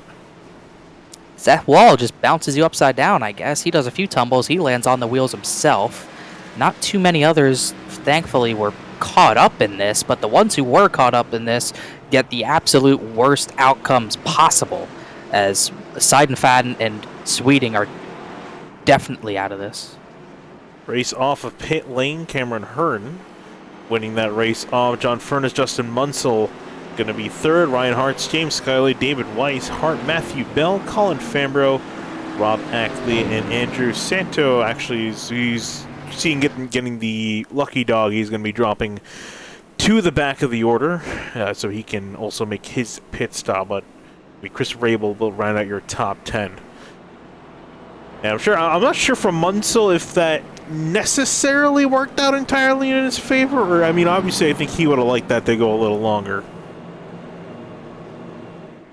Yeah, it will definitely, I think, Hart definitely is down a set of tires, no doubt, but if we get a decent amount of green running here and we only need to really pit one more time, it shouldn't hurt him too much. But if the yellows don't fall his way, him and Seidenfaden is not in capacity to compete, actually, I just remembered. But if we get the yellows to fall wrongly for the 6, he might be in a bad spot tire-wise, but regardless of that, it's definitely worked out for him. It put him up to 2nd. He came out of pit road 3rd, and he is definitely in a good spot. Well, that was definitely your Rick's Hot Sauce spicy moment of the race. 2 cars flipping over after a crazy wreck going into turn 3. Race fans, be sure to check out rickshotsauce.com for some of the best hot sauces made locally in South Florida. Try the Loxahatchee Classic, Golden Garlic, Palm Beach Pineapple, or South Beach Heat. Follow the Rick's Hot Sauce Rookie of the Year battle in the Area Cup Series and see which driver will take home the $100 prize as the highest finishing rookie in the point standings. Not the highest rookie on the racetrack. Not what Jordan Martin did. Not highest car on the track. Just highest in the point standings. I was going to say, Jordan Martin trying to go and join the Starship that SpaceX launched earlier today. Yes, the highest car on Monday night was Nate Trato at the line, crossing the line, I believe. He levitated across that finish line. I've never seen anything like that. That was a fantastic. That was great. At the end, the start-finish cam, and just seeing his car come flying vertically over the start-finish line. It was a great view. I don't know if we'll get something as chaotic as that tonight. Although with the way these guys have been fighting for the lead, if things continue as they do, we might see something very similar. Steve Durham pits from 11th. Wonder if that's a fuel play. This is going to be, as we come to 1 to green, it's going to be an interesting spot. I really don't think you can. That's 63, 64 laps. I don't think the tanks are going to go that way unless you really hard save. It's an awkward spot because I don't know if you really want to really pit because with the yellows we've been getting, haven't gotten to green flag pit stops. It's going to be an odd run if we do get a green flag run. Yeah, I would argue that's valuable track position, Hunter, giving up there, but I mean, is it going to be running that hard, especially with the tires, too? That's another thing you have to consider. It's not just pushing the fuel, whether or not the tires will make it. Yeah, tires, that's going to be interesting because I feel like he could have benefited from restarting in 11th, but unless he sees it differently than I do, I definitely think we're going to get another yellow between now and the end of the race, but if he sees it going green flag a long enough to where these guys have to pit again, then yeah, it could work out in his favor. But for now, I'm just scratching my head at that and see how this restart goes. Yeah, we'll see how this restart goes here. The field lineup pretty similar to what we've seen so far tonight with Cameron Hearn, John Furness up to the top. We have Justin Munsell now in the number 6, how he's going to shake up the order here after a great tire strategy call coming into the pits, gaining a huge amount of positions. We'll see now what he can do with everyone on the same set of tires. We're going back green as the green flag comes back in the air, and Cameron Hearn off to yet another solid launch. John Furness and Ryan Hartz looks like they're going to secure second and third. Munsell not off to a good start. A little sideways out of 2. Looks like Hartz is just going to have enough grip to power around the outside. So Munsell already loses a spot there and in danger of losing another. So Alex Weaver way down to the bottom as Scioli gets under the 6 for position. That was Alex Weaver on the apron, but they sorted out for now as Cameron Hearn's away with the race lead. And just like we've been seeing all race long, back to a normal top 3, Hearn, Furness, and Hartz. And then you got to go back to 4th with Scioli on the bottom and Munsell on the outside. And there's the 43 of Matthew Bell. Kind of hovered around that 5th, 6th position all race long. David Weishart as well as hovered inside the top 10. Oh, it looks like a car back there. Might have scraped the wall right behind Rabel and Ackley. That's where the nearest side-by-side battle is, but so far everyone's tucked in. Gene Terrian keeps the Cottis fighting it out for 11th place as Terrian, with that damaged car, is muscled it up to the top, just outside the top 10. Rob Ackley just inside the top 10. Mason Kane also, remember we saw him drop back early on. He's also trying to fight that car back forward up to 13th now, only 2 places from where he started. So hasn't, in the grand scheme of things, hasn't made a whole lot of forward progress, but it's better than losing out on your positions, and it still has a ways to go as we're just past halfway this race. Contact for second. Hart's going to be outside to take the position away, and it looks like he might do that into 1. Scioli's going with him. I think Furness is trying to really hard save the tires, and Hartz is having none of it. Scioli trying to benefit off this, but the 3 of Hartz still powering on the outside. Can't clear him. 7 of Scioli, what does he do? He's going to stick with the 28. I would say, please don't make it 3 wide. That would be catastrophic if he did that. And now here comes Matthew Bell entering the fray. We might have a 3-car battle, actually 4-car battle for second, but Bell, look at him rocket on the outside. Riding on board with the 43 in the slipstream of the number 3 of Hartz just ahead of him, trying to see if he can get any sort of rally. Saw him almost looking like he wanted to go to the outside. Look at the 28 having to check up on the bottom lane, getting pressured by the 3. And looks like Ryan Hartz is going to secure that spot. Here comes forward to the 43 now of Matthew Bell, trying to get that top 3 spot. Haven't seen Bell really enter the top 3 so far. It's really been the Hearn, Hartz, and Furness show up near the top, but he's trying to change the game, and he's going to try to rock around the outside of 28. He does, and immediately putting pressure on Ryan Hartz ahead of him. I couldn't imagine this was a fuel play for Furness, but I think he's just really hard saving the tires and thinking this could be the run to the end, but we'll just have to wait and see. Cameron Hearn was absolutely loving that 2x2 stuff there as he took a pretty decently sized lead, looking to change the Pro Series luck, trying to turn it around. He's had nothing go his way, not only in the Pro Series as of late, but really this week he's had nothing go his way, and trying to make something happen as Hartz tries to close in, but he's got a rear bumper full of Matthew Bell. How about a Charlotte tandem down the front straightaway? Well, those are IRLC teammates working together, and as soon as I say that, now the 43 goes to the outside. Go figure. But yeah, these two have had really solid chemistry all race long, and a bit too much there for Bell. Had to back off a bit, but Ryan Hartz closing in bit by bit on our leader, Cameron Hearn. Like I say, from a team standing side of things, now we're already on season 2, but IRLC Motorsports really solid to start off season 4, as they had a solid effort going at Daytona until the big ones took out basically everyone, and now they're running second and third here at Charlotte, as looks like we have another battle going on for 4th. Furness on the outside trying to contain the 7 of Scioli. Gonna go down low to the inside. There you see Scioli just on the quarter panel, the number 20, trying to make a move. Didn't quite work in 1 and 2. He's going to try to make it work in 3 and 4. And David Weishart waiting in the wings. We've been slowly talking about the 33 entering the fray. He's been moving up steadily in position. Might now found the time to strike here as he's just outside the top 5 as the 7 and 20 continue side by side. As Furness may be backing off a little too much here. Well, he's definitely not saving fuel because he'd be clutching in. I think he is backing off, I think, a little bit too much. I think maybe he's fine where he is in 4th, possibly, but he really can't drop these positions of Scioli and Weishart. That'd be a little bit too much.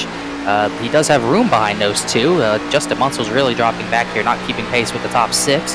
And then 8th on back is Yeah, I don't know if this is just these drivers being that much slower on this run, or maybe they're saving fuel themselves. Is Fambro on back? I just have to look at Nick Silver and Shane Theory, and just look at how many damaged cars we have here. Those two have destroyed front ends, but they're 12th and 14th. I'll say for Munsell that last time by, he got a bit close to that outside wall in turn 2, so maybe a little bit of handling issues for that 6 car nonetheless, but hey, he's kind of on an island of his own right now. He's got no one near him in the front or behind, so he can just kind of relax and just log in laps as the race continues. And Scioli, boy, holding on to that fifth spot, but Weishart definitely knocking on the door. Yeah, the entire top 6 in their own breakaway. Then you mentioned there's Munsell on his lonely island in 7th, and then another hurricane of cars in behind. Ooh, someone way down below on the white line. Not sure if that's James Coey in the 24 machine. Haven't talked a lot about him. We saw him make that really solid save earlier on, coming off of turn 4 right here to avoid an accident. It's been starting 40th, lowest of 43rd, is up now to 24th. His car number. I think he's going to be hoping to see if he can move a little bit forward. And also, how about Bryce Senizak? He's talking about making forward progress. Started in 41st, up to 16th, plus 25, the biggest mover of the race. Yeah, definitely the biggest mover is Ryan Swan pits from 33rd. Not sure if he's calling it a night or what. As definitely a really big move through the field. Irvin up the racetrack gets in behind the 09. That was tight. As not you, Connor, but Finian, you almost jinxed Bryce there. Yeah, that was close. We're 1 for 3 on one of us jinxing people. Finian almost was number 2, but he's good for now. All clear. Speaking of all clear, that's Cameron Hearn. He's 0.8 of a second in front of Ryan Hartz. Hart's in no hurry to chase him down. John Furness is in a hurry to get some track position back. He gets under Matthew Bell here for that top 3 spot. Battle for might third. Open up the door. I was going to say, might open up the door behind for Scioli and Weishart. Interesting to point out, David Weishart not racing for his own team in the Lost Box Series. Actually part of Slaughter Sim Racing for the Pro Series side of things. And that's his driver, James Scioli, in front of him. So I'm not really sure how you navigate your way around that. But, well, we got a lap car there on the apron.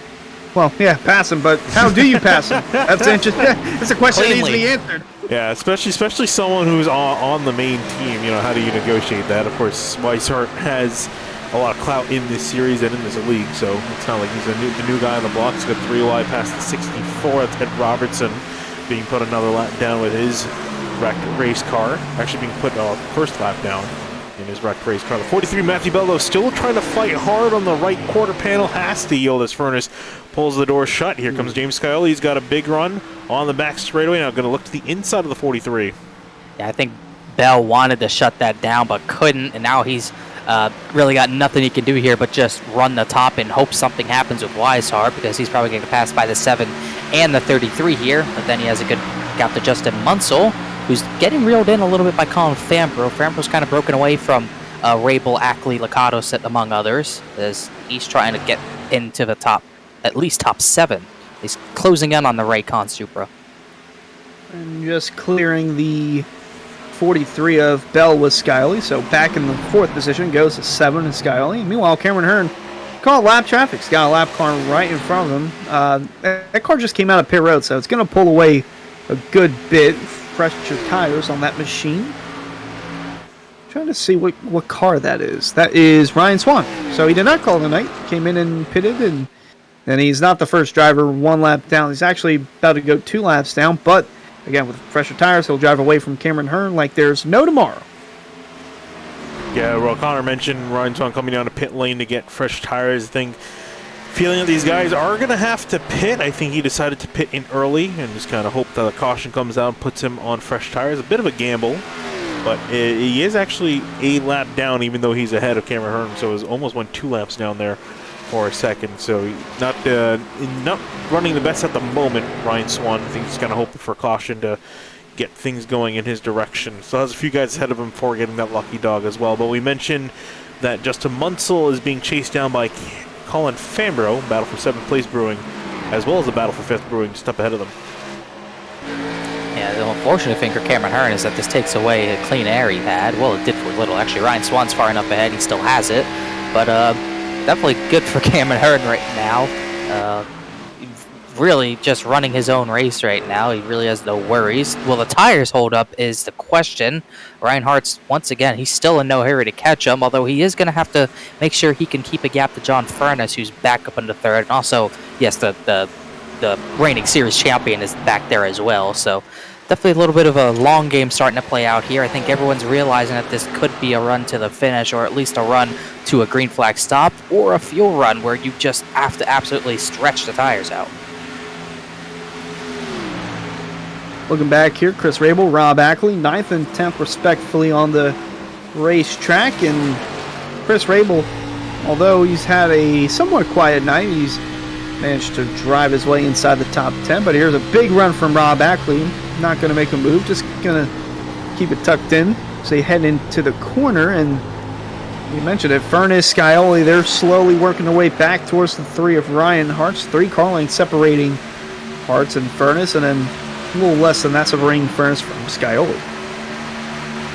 Just in the battle going for position. The 38, Shane Terrian, trying to hold off Shane Abbey and Tom Bourne. And Bourne, I'm sure he's probably really hating how things played out on that last caution. Got a good piece of contact with Chris Seidenfeld, so that put him back down the order. Otherwise, he probably could have been in the top 10 with the pace he was showing, and he would have been able to get fresh tires. But unfortunately, it's put him back quite a bit, trying to recover as much as he can. There is the 98 of Jeffrey Wilson trying to rock in the outside. That 98, I think we've barely seen him on the inside lane tonight. Like every time he's been in frame, he's been trying to rock that outside lane with mixed results. Yeah, he fell back. I think after pitting, he hasn't made his way back up. He's 21st place now. This is really the only big pack on the track. We're really spread out other than this pack. And then you got 84 sideways. Senasak Urban Muhammad. Yeah, that 84 sideways. Had a wild ride last week, and that was almost another one, as he's getting challenged by Travis Beckner, who has not recovered from his damage well, but on the outside just trying to make something of this race. Ooh, the 84 is wild off the corners right now.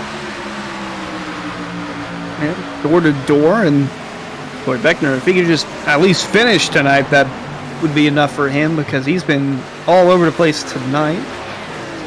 Kind of just getting, oh god, a little too close there, coming out of 2. Especially anyone running that outside line, I just feel like they're going to smack turn 2. Oh, breaking news, Jeffrey Wilson is on the bottom. See him up ahead, getting past Shane Terrian, riding on board now with 25. Andrew Phipps, who's been running in midfield. Not been the best of nights for the 25. Looked really strong in practice, going up to second place. But of course, it doesn't really matter what your practice time is. It matters what your race pace is. Hasn't quite been there. He started in 10th. Now has drifted back to 22nd, trying to see if he can climb his way forward. And we're starting to get more decent laps under belt. We have 26 laps done. I think this actually might... Whoa, as he gets really close to the 25 of Beckner there. I was just about to jinx it, probably. This is, I think, the longest green flag run we've had all race. Wow, yeah, that was something. They are really going at it for 21st place here. And Therian's dropping back to these guys. I think his damage is starting to really hinder him on this long run. So he will drop back to this battle himself, as this is really packed up here. Also, Senasak and Mason Kane side by side. That's for the 14th position. Senasak trying to take it away from the 31. Kane fighting back on the outside. Oh, way on the other one. Whoa. Too high, I would say. Hang on no to grip it. up there. Oh, he did. Tried the Larson lineup. No grip for it. Ooh, the Durham almost spin out of 4. I think he slapped the wall. He might have had the same thing happen. Looking at a replay of Mason Kane onward, watch the hands for Kane. Everything was fine, gassed up a little bit. See him cranking the wheel to the right and then try to get back on it. Almost went right into the wall just trying to save that thing. Wild stuff. I don't think he'll go up there again, if I had to guess. Nope, makes him right down on the bottom lane. And Jeffrey Wilson back to the middle, top lane. Oh, he's pitting. Mason Kane pitting. This is very early. This is one of his first driver from the top 20 pitting, so this would kind of be where you split it up if you're going to do it in halves. So Mason Kane is the first one to blink on the fuel strategy here. And 33, Weishart's pitting this time himself, so I think that answers our question if you can make it. The answer is likely no. Weishart's going to be the next one to dive in. Ooh, if he gets slowed down. Rob Ackley in as well. Oh, he was fast. Speed's 45. That's going to be borderline. It's going to be borderline. We'll see if he has to sit in his pit stall for longer than necessary. So with one of the first guys in the top 10 coming on down, I feel like now the window is definitely open. You mentioned, Connor, we're getting close to pretty much cutting this stint in equal halves. So I think the floodgates are just about open, and we're going to start seeing more and more drivers come down to pit lane. Question is going to be who and when. Well, it's not going to be anyone in the top 4. As I'm looking at Weishart, can he get off a pit road? No. He got a penalty for speeding. That is... the one thing about David Weishart, he is always the one to come into pit road earlier than everyone else. It does not work out for him a lot, and that is going to absolutely kill his race, as really no one pit last time by. Coey's in. Now, Fambro was up in the top 10. Coey's in as well. Was chasing down Justin Munsell, running 7th place when... Oop, did he go through his stall? I think just stopped in time. No. Flirting with it there. Pushing it. James Coey there, you see back there, coming into his stall. It's been a slow trickle down on pit lane, so I think a lot of people waiting to come on down. Chris Rabel, you mentioned, coming on in. I think people are wary about a yellow coming out. I think that's why not everyone's coming in quite yet. Oh, thought someone was wrecking. No, that's Matt Alverson hitting pit lane early. Leaders have got to make a decision. Ryan Hartz is going to have to do something. They're 1.1 seconds behind the leader, Cameron Hearn. So you got to try to get in before. Not going to happen. Hearn's coming in. Oh no! Ryan Hartz gets turned and hit by John Furness down in the pit lane. And Furness, a huge amount of damage. His bumper. He lost his front bumper from that. Wow, I was surprised. I thought it would be damaged. I didn't think it would be losing it, but take a look at that replay. I think Furness got hit by Scioli. Yeah, he did. They made contact, and that sent him into Hartz. And Hartz is almost dooring him down all the way pit road. He's unhappy with Furness, or maybe just trying to get into his stall, actually. Right on board the back bumper of Ryan Hartz coming down onto pit lane here. I couldn't tell if the 7 actually made contact. I knew it was close. I think he did. You can see there that he gained more speed. And I guess we'll ride on board with James Scioli to see what he's doing. James Scioli yet to come down pit lane in the race so far. He's still out there running laps. This is his luck off into 3 and 4. He's got no damage. He somehow got away with this, but right there, he just barely skimmed. Might have been a little bit of netcode. I would think, because from that view, it looked like he cleared him as Matthew Bell comes in the pits. Scioli does stay out again. This is where we get into caution territory when you got drivers on new tires, drivers on old tires passing each other. It can get very, very dicey as we're 3 wide out of turn number 4 with Furness almost in the AstroTurf while we're trying to watch everyone who pits, who doesn't. So we look at Muntel. I'm trying to find where Furness is, even on the timesheet. There he is. There we go, back down in 24th. There's now Chris leading the modified There class. Is David Weiss, who are back in 35th in the mix of this. So a whole bunch of different cars with different amounts of damage and different amounts of tire life working the way around. So if we're going to get a caution, I think this is a great chance to see one occur, is with all these guys with different amounts of speed. And what that does, that really opens it up for Cameron Hearn. I mean, the 2 of the 3 drivers behind him really hurt him, but that's going to be really tough for them to recover. Someone just got a warning. I'm not sure what that was for. I didn't know who got the warning, but I'll try to look into that. As Scioli, I think he figured he might as well stay out after the leaders came in and beat him to pit lane. What do you think, Hunter? Yeah, I gotta assume that he's got to come in and pit sometime this lap because you just see Cameron Hearn go by the 6th of month. So the longer he stays out, the more it's gonna hurt on him. Caution, though. Oh, like there that. we go. Never mind. Who is it? Ryan Dunkelberger spun. Alex Weaver's in the pits. Where is Ryan Dunkelberger? There he is in the 26th. Well, oh my gosh. that and changes a whole lot. Yeah, Hearn's going to be the lucky dog. But wow, that trapped everyone else who pit, and James Scioli's just been handed a gift. We'll see what happened on Simrack Market Replay. Dunkelberger on the bottom. 78. Ooh, Michael Muhammad, a whole huge amount of netcode there. Just gets punted and into the wall he goes. Ooh, Ryan Swan doing a great job avoiding things on the bottom of the racetrack. I don't know if that was netcode. He was definitely blinking, but he got a boot from the 78 here, and after passing him at that. Yeah, the 78 blinking did not help at all. That was definitely a boot scoop boogie. Not a lot of boogieing for Dunkelberger, though. See who this benefits. The people who stayed out, Casey Lakatos is going to be third. Senesac, Bourne, Jeffrey Wilson, a lot of guys. Just like we saw in the truck race when Scioli and other leaders pit, the guys who stayed out have really gained a lot here. Yeah, and everyone, Alex Weaver down is a lap down and includes pretty much all the leaders, so they're all going to have to stay out and get the wave around. Everyone that stayed out is going to benefit quite a bit. That's going to be James Scioli. Try to get a better camera angle here of everyone coming down pit lane. It's going to be James Scioli, Justin Munsell, Casey Lakatos. Your top three: Tom Bourne, Bryce Senizak, Jeffrey Wilson, Shane Abbey, Bryce Senizak, Steve Durham, Charles Kaneda, Greg Mitchell, Andrew Santo. Ryan Dunkelberg actually is going to still somehow remain in the lead lap. That actually helped him in a way, because he's going to stay in the lead lap. He's going to have a bit of damage to deal with, though, but that helped him that way. And Charles Kaneda, I believe, will all be on the lead lap. Everyone else is going to have to stay out and get a wave around, so everyone 14th down. Luckily for Cameron Hearn, he gets the lucky dog out of all that, so he'll drop back. He will probably restart around 15th in line because he'll be ahead of drivers taking the wave around. At least fortunately, he doesn't have to do that, but he had firm control of this race, Hunter, and just like Tuesday night, the leader kind of loses it on an unfortunate yellow during green flat stops. I was just about to say, look, 67 of Hearn caught him. He did catch a massive break because you saw the contact made from Hartz and Furness, and Scioli was a part of that, but didn't get any damage really.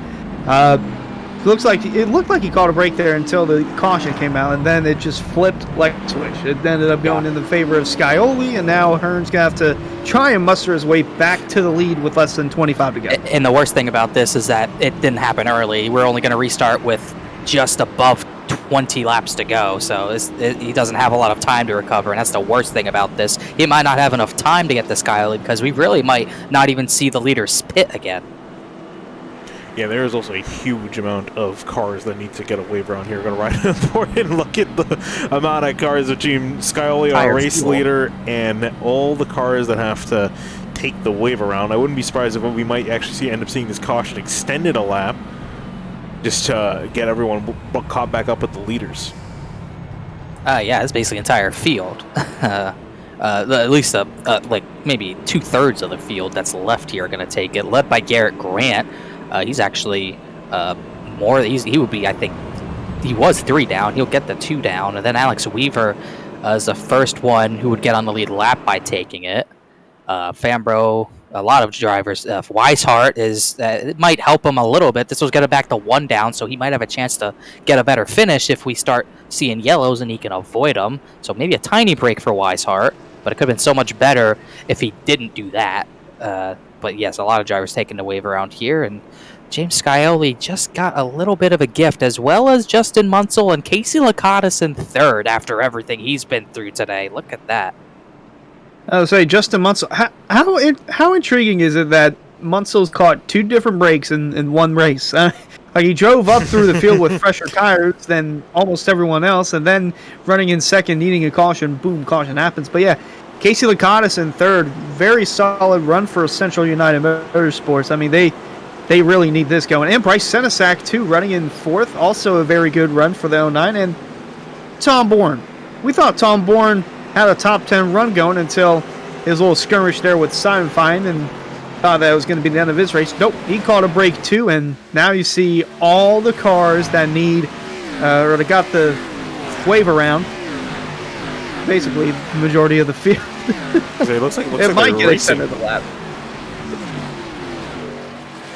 Looks like the field is racing back to green. They're just racing to get back to the leaders here, as we get the field officially lined up for the most part. And there's actually not too many cars in this pack at the moment. You can see pretty much the field cut in half here. You're going to start seeing the rest of the field. There's Garrett Grant leading the charge of drivers taking the wave around, catching back up the field. It's going to be a huge, long line of guys on the inside and behind them, but essentially James Scioli, Justin Munsell, Bryce Senizak, Casey Lakatos, then Bryce Senizak, and Jeffrey Wilson.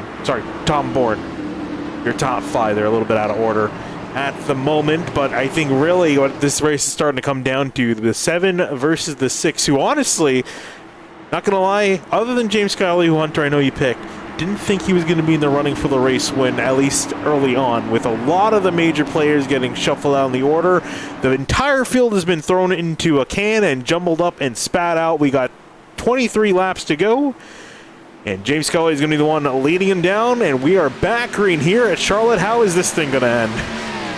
Probably in tears for some. We'll have to wait and see, though. I'm looking at Cameron Hearn already trying to split 3 wide through the middle. Watch him to really try to get aggressive here in the final 20 laps. Already making moves. Car in the wall in turn 1, but they get away with it. Hearn sideways trying to make something happen. Trying to make something happen. You see up ahead of them, Shane Terrian racing aggressively. The 84 of Shane Abbey trying to muscle his way on by. How about Steve Durham? Remember we talked about him making a questionable pit call early on, trying to get some gas? I don't think it really helped him with this one. Oh man. 84 Shane Abbey. Oh, there they go. Sideways. Wait for the Hearn. Cameron Hearn just spun Charles Caneda, and the caution's going to come Oh my out. goodness! What is happening? Chaos has broken out at Charlotte. We have Cameron another Hearn- yellow. Ryan Hart's Cameron involved. Hearn. Cameron Hearn's destroyed. What in the world just happened? I think we just saw 3 separate wrecks occur. Often. Oh my gosh, the luck Man. does not get better for Cameron Hearn. I need to find out. I don't even know where half these guys are. There's Cameron Hearn. He's down a pit lane. He's called it a day. That was actually. all right, let me reiterate. I'll say his luck hasn't turned, but I don't know what he was really doing here. I think he was mad at Caneda sliding up, but we got to see what happened with the one Contact with first. the 54. There's the 1 spinning off. Then he turns him. He turned the did he turn the 54? Did he? Hang on, I want to. Whoa, man! Oh. Hard got to Yeah. 21, the 95 as well. I'm curious to actually see here if he hit the 54 or what happened here. What the contact happened? There's the bump off of the corner. I think was trying to get a move on by. Clipped the. Turns him. I don't. Yeah. There's not. My only guess is that he was not happy with the 54 sliding up ahead of him at a 4. And that was his reaction, but not. We'll see. 54 slides up, but he's well clear. Yeah, so this is what happened with the 1 again. So he made contact with the 84. He goes spinning sideways. And you're going to see them come on by. And then here's the second wreck coming on by. You see a bunch of guys spinning down. That was the 3rd wreck. So now let's take a look at the 3rd wreck in this one entire wreck. Fambro was in it. Yeah, that I don't even know how that. I don't know. Oh, let's see. Colin Fambro leading the front of this. They're fine here. Oh, there's a check. Oh, Fambro stopped. Fambro stops, and I think Rob Ackley reacted. They were checking up for what happened to the 1, and it just caused all Trying to sorts of see who we calamity. can get a good view of this from in this pack. Mason Kane got away from that pretty fairly compared to everyone else. Yeah, you see, they see smoke and start checking up. Woohoo! Oh, Yeah. Irvin almost got through it. Hi, Colin Fambro. But yeah, that was really weird. I think they figured it was in the middle of the racing line, but it wasn't. But they checked up like it was, and that caused an even bigger crash than what it would have been. Yeah, everyone's all they slowing see is down. smoke. Yeah, and around they all went in the middle of this pack. Poor Ryan Hart, it just went from great to bad to worse for him. Take a look at it from this point of view, because we're going to see a lot of action from this point of view. There goes the 1 spinning off into the grass. There's the 54. There's 54 going spinning That- and oh, the there's wrecking behind them. Oh my goodness! Got We air. one almost Ackley go got over. air. Ackley. That was almost number 3 of the night. Wow. A lot of cars in that 3rd crash, but I'm just still so confused on why the 60. I don't expect Cameron Hearn to misjudge that a lot. Wow, that's a heck of a shot. But I don't expect Hearn to misjudge his line like that a lot. He just, in my eyes, he think just just a turned lot of up in desperation. Desperation, frustration, whatever you call it. That was a questionable one. I think definitely question Well, I one. was Have we gonna say seen any calls from the admins on that for the 67 Hearn? Not that it really matters at this point, because he's, I think, retired it.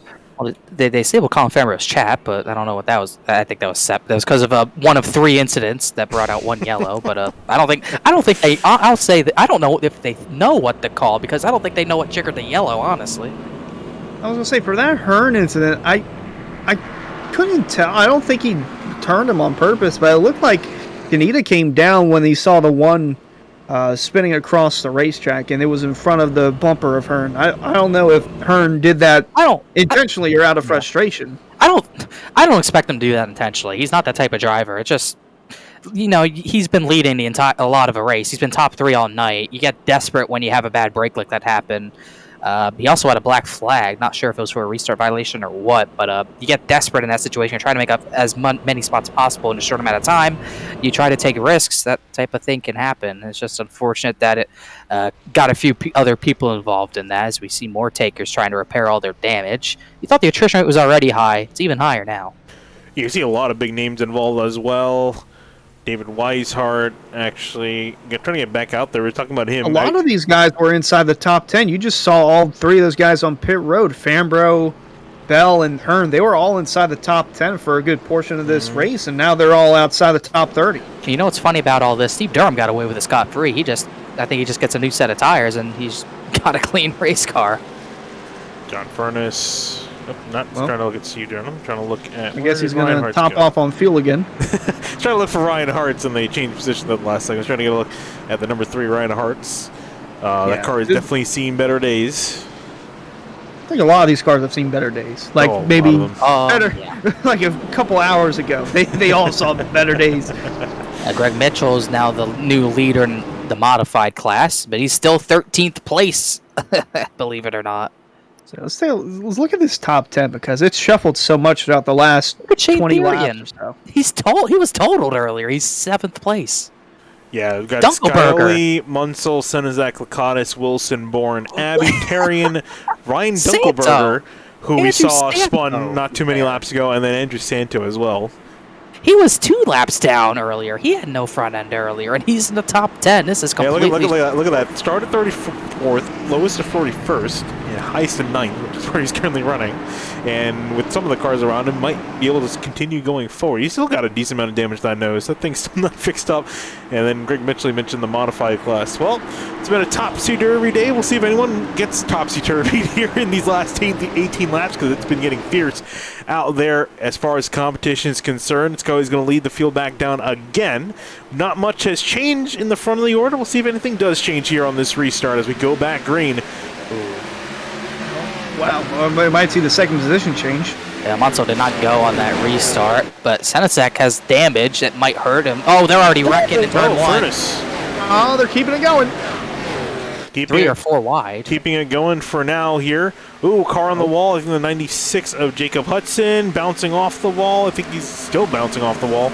Looks like he's going to save it for now. Chaotic in behind. Bryce Senizek, Justin Munsell racing for second place off of turn 4. Yeah, and I think, unsurprisingly, in my opinion, I think Skyler's going to be able to get away from these two as Munsell does clear for second, but how much does Munsell have to fight with that 7 car at this point?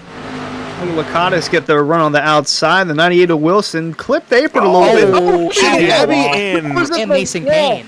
Mason Kane, too. Totally spun. 97, Philip York, he saved it. What is going on? Why did he save that? I thought he was going head on to the inside wall. Well, Sheldon Creed saved it. Basically called him Sheldon Creed. It looked like that 97 was about to meet the inside wall, but... You didn't get very close to it. Got doored by the 48. Oh, wow. Great car control.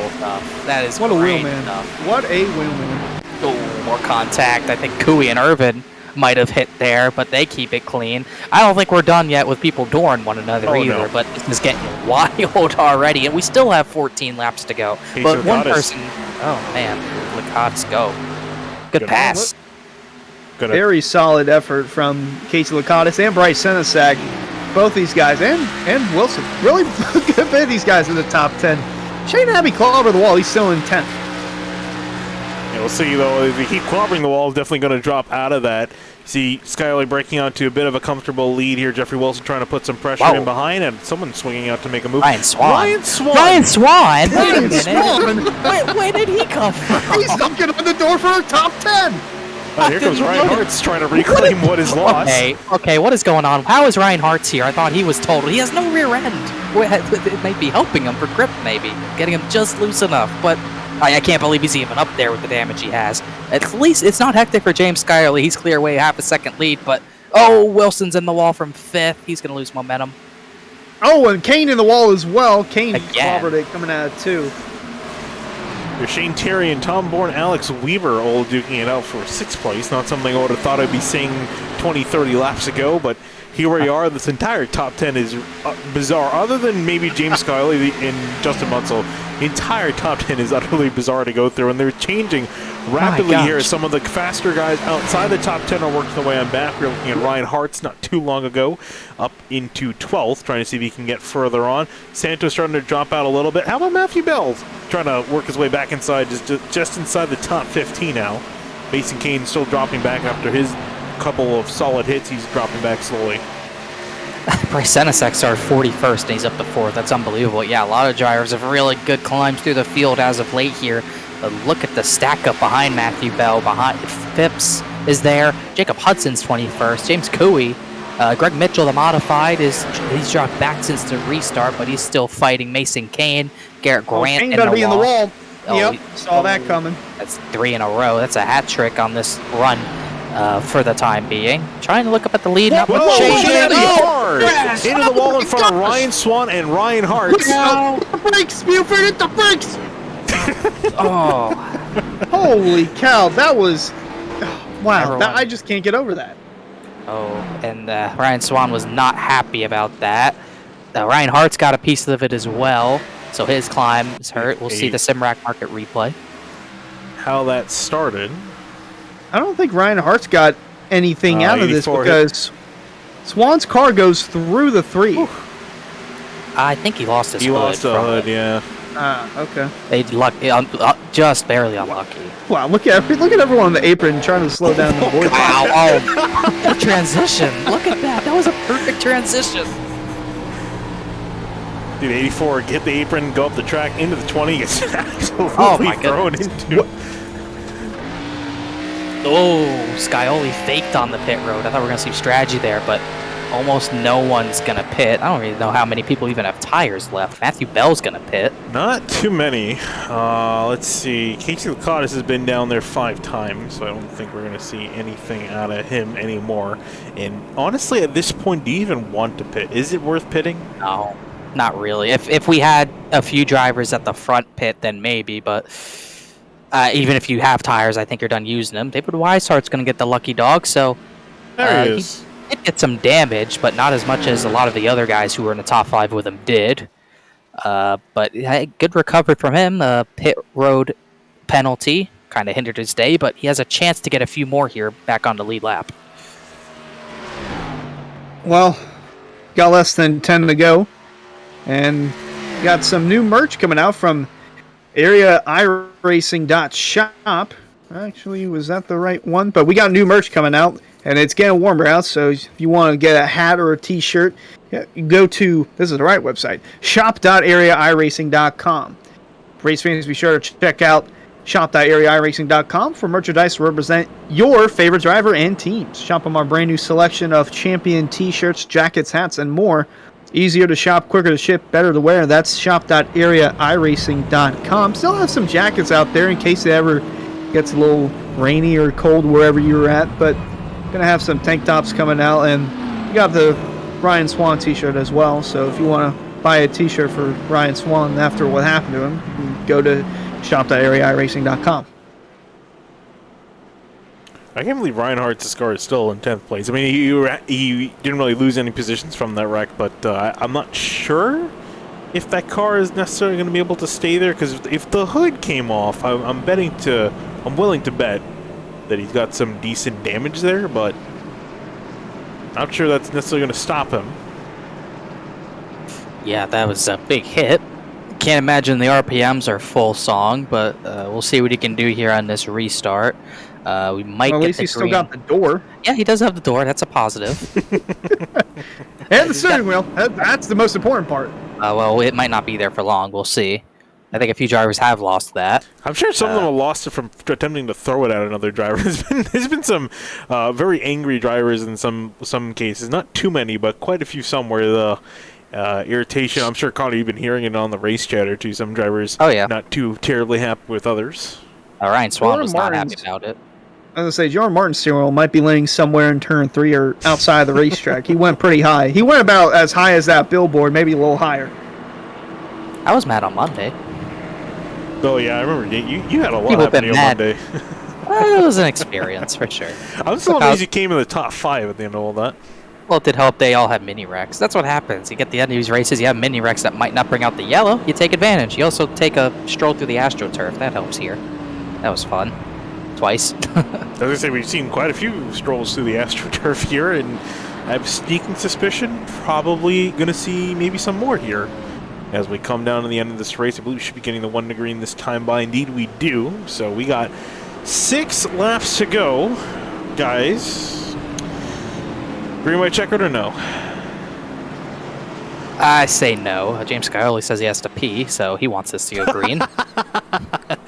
I don't know if Munsell can do much with him. It seems like every restart, oddly enough, we saw on the earlier restarts with Cameron Hurd, Ryan Hartz, and John Furness, they stayed even when they came to the restart zone. The last few restarts, Munsell is a car length off of the 7 for some reason. I'm not sure if that's just not being aware or he's trying to make a strategy and maybe get a jolt out of the restart zone, but I don't think that's allowed. He'd get a penalty for it from iRace themselves, but I've noticed that since Scioli's been taking the top, it's been kind of odd. Munsell's trying to time it right, and then he doesn't want to jump it too soon, otherwise he gets a penalty for that. So maybe that's why Scioli's restarting on the outside, using it to his advantage. Santo just hit the wall under yellow. I think he tapped it, but that He hit it for good luck. yeah, I mean, might as well. It's pretty battered anyways. It's not going to be any worse than any other drivers in front of them. Well, as the laps wind down, we'll see who this race is going to come to favor to. James Scioli's been getting some pretty comfortable leads, but can he hold on for 6 more laps? And will we finish this thing in 6 more laps? We'll see here. There we go. Scioli underway with a little bit of a bump from Bryce Senizak. I saw a bump from Tom Bourne in behind. I think some checkups on the outside lane, Connor. Ian hit the wall in checkup. They're going 3 wide trying to split Santo. That's not going to work. Phipps hit 25. They're bouncing off. They're checking up. Oh, they somehow made it through 1 and 2. Oh, boy. Hartz is dropping like a rock. Hartz is dropping like... Three wide, as you mentioned, with everyone breaking around. Ryan Hartz. James Scioli trying to break away. Justin Munsell nearly in the wall. Casey Licata is trying to steam on through on the bottom. They're about to wreck They're going 4 wide. They're 4 wide. That can't work. There they go. Oh, there's the one going off again into the AstroTurf. Santo around. Coey around. Coey. He gets launched in the air for good effort. There he goes, up and over. Gigantic wreck in turn number 1. That's a massive one. He's barrel rolling. The 4 just went underneath the 24 as he's trying to corral it. Oh my Jacob Hudson. Jacob Hudson stuck in the barrels. I thought we were going to get away with no big ones tonight, but I knew we weren't going to get away with it. I was surprised. You had a lot of faith. I'm not saying these guys can get it done, but with the way the track record the last 20-30 laps, I felt like chaos was going to happen at some points. Here they go, 4 wide off the corner. The 1 taps the 10, a little bit of a tap, bigger tap, hits Paul Urban, then gets sent sideways across the field. And absolute chaos in behind. Oh my God, Jacob Hudson slammed that barrel, got stuck in it. James Coey flips over about 5 cars before he lands. 4 wide at Charlotte. I don't understand. Well, they were all. Yeah, I don't understand that. They were all trying to split Santo, and once again, the one of Stephen Durham gets away scot-free. Kind of like what we saw a little earlier. That was never gonna work. Hold on to your lunches, ladies and gentlemen. I ate earlier. I'm good. Oh, maybe not. Oh my goodness. He hovered above numerous cars and then ends up flipping twice. I wasn't in this. Honestly, who wasn't in this? Oh, driver chat's disabled. That's when you know it's getting fun. Admin stepping in. Driver's getting a little too angry here. Try to take another look. I'm angry. This turned into a demolition derby. That's one way to put it. Actually, that's Chris Rabel, 29. Oh, there you go. My goodness. Oh. Mason Kane. And the entire track is blocked. Michael Muhammad couldn't avoid this one, unfortunately.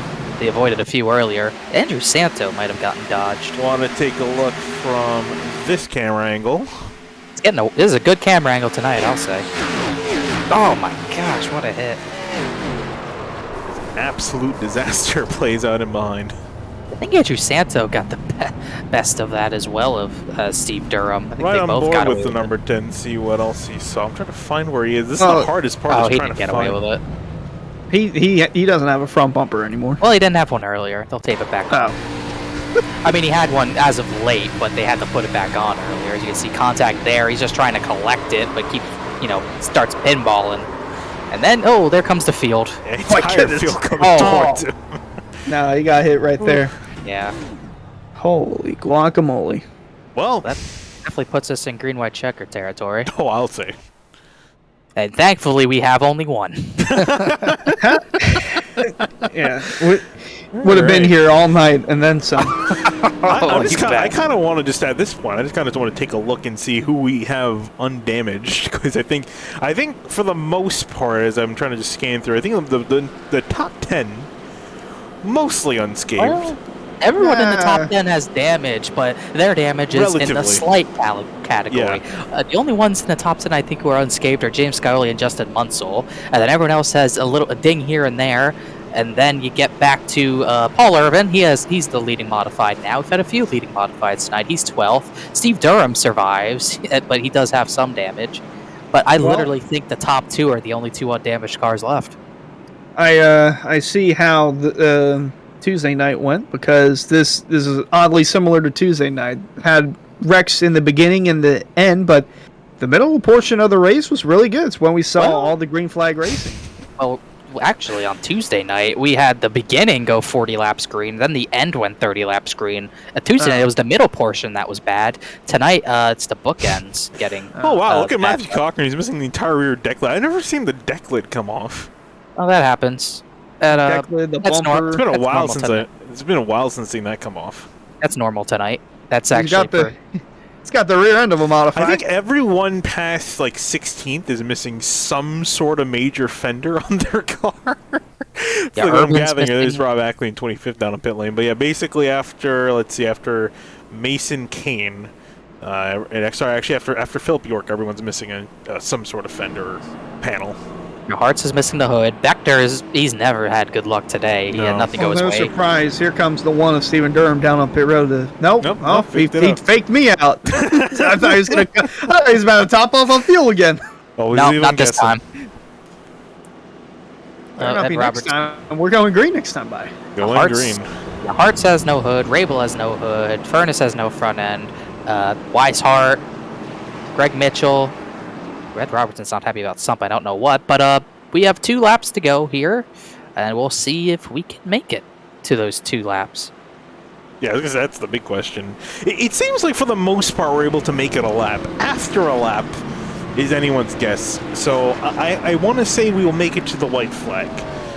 That being said, a wreck after that, I think we'd probably be in store for one, but I feel like it's going to probably happen from 10th on back. I think the top 10 is probably not where we want to look. I think where all the damaged cars are, considering I'm sure a lot of them don't even know how much speed they got left or how slow they are, is probably where you're most likely going to see that caution come out from. But we'll see if they're able to hold on for it. And if James Scully is able to hold on, does Justin Munsell have anything for the number 7? I don't think he's really had enough yet. So we'll have to wait and see if he can jump. Well, not jump the restart. Don't do that. But if he can be alongside Scully on the restart, he might have a chance. But he's going to have to really be on it on this restart. We'll see what happens. Pace car off for the final time, which should be the final time tonight under racing conditions. And we will see who will take home the win here. 2 more laps on the board. James Scully leading them down. And a little bit of a stack up on the inside lane as we go back green with Scully with a decent run. And 3 wide in behind them. Didn't take long to go 3 wide. Another stack up on this restart. Looks like Cochran gets to the apron. Steve Durham's getting a black flag for their last incident. That's why he didn't pit. As Munsell is just not able to stay with the 7 yet again. Tom Bourne, Casey Licata's battling for a 4th place spot. They're battling it out. James Scully up ahead. That battle for 4th place brewing. Tom Bourne trying to get around the number 50. Shane Terrian looking to the inside of the 50. 3 wide off of turn 4, barely for a second as James Scully takes the white flag. Clear track ahead of him. Munsell gains through 3 and 4 a little bit, but I don't think he has enough for any sort of charge. Senesac in 3rd. Licata's clear for 4th. And we might get through here without any more wrecking, but I spoke too soon. A little bit of contact Did off you of say turn that? 2. They're going to be 3, 4 wide heading into turn 3. Do they sort it out? It looks like they kind of do. But up ahead, James Scioli through the smoke and chaos of tonight, will come home victorious here at Charlotte. Round number 2 goes to James Scully in the number 7, Justin Munsell in 3rd, Bryce Senizak in 4th, and they actually managed to finish that out cleanly in behind. Wow, it looks like Licata's got loose out of 2, and once again, Tom Bourne had nowhere to go. A shame for them, but they still get top 10 spots, and I'm sure a lot of drivers are glad that's over, but James Scully wishes it could keep going because he was dominant after he got a break on pit road, back-to-back at Charlotte. Well, who called the 7 to win? Yeah. All right, if we don't get cautions during stops. Connor, I forgot, who did you pick, actually?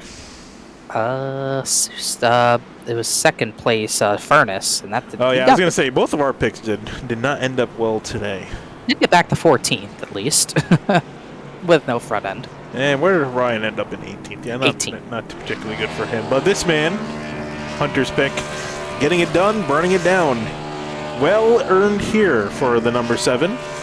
I'm just saying, follow the trends. It's now 2 for 2. If you win Tuesday night, you win Thursday night. Bryce Senizak, yeah, that is. You're right on that. Bryce Senizak's happy about it too. He gets to do burnouts. He's happy about 3rd. It was a great finish for him.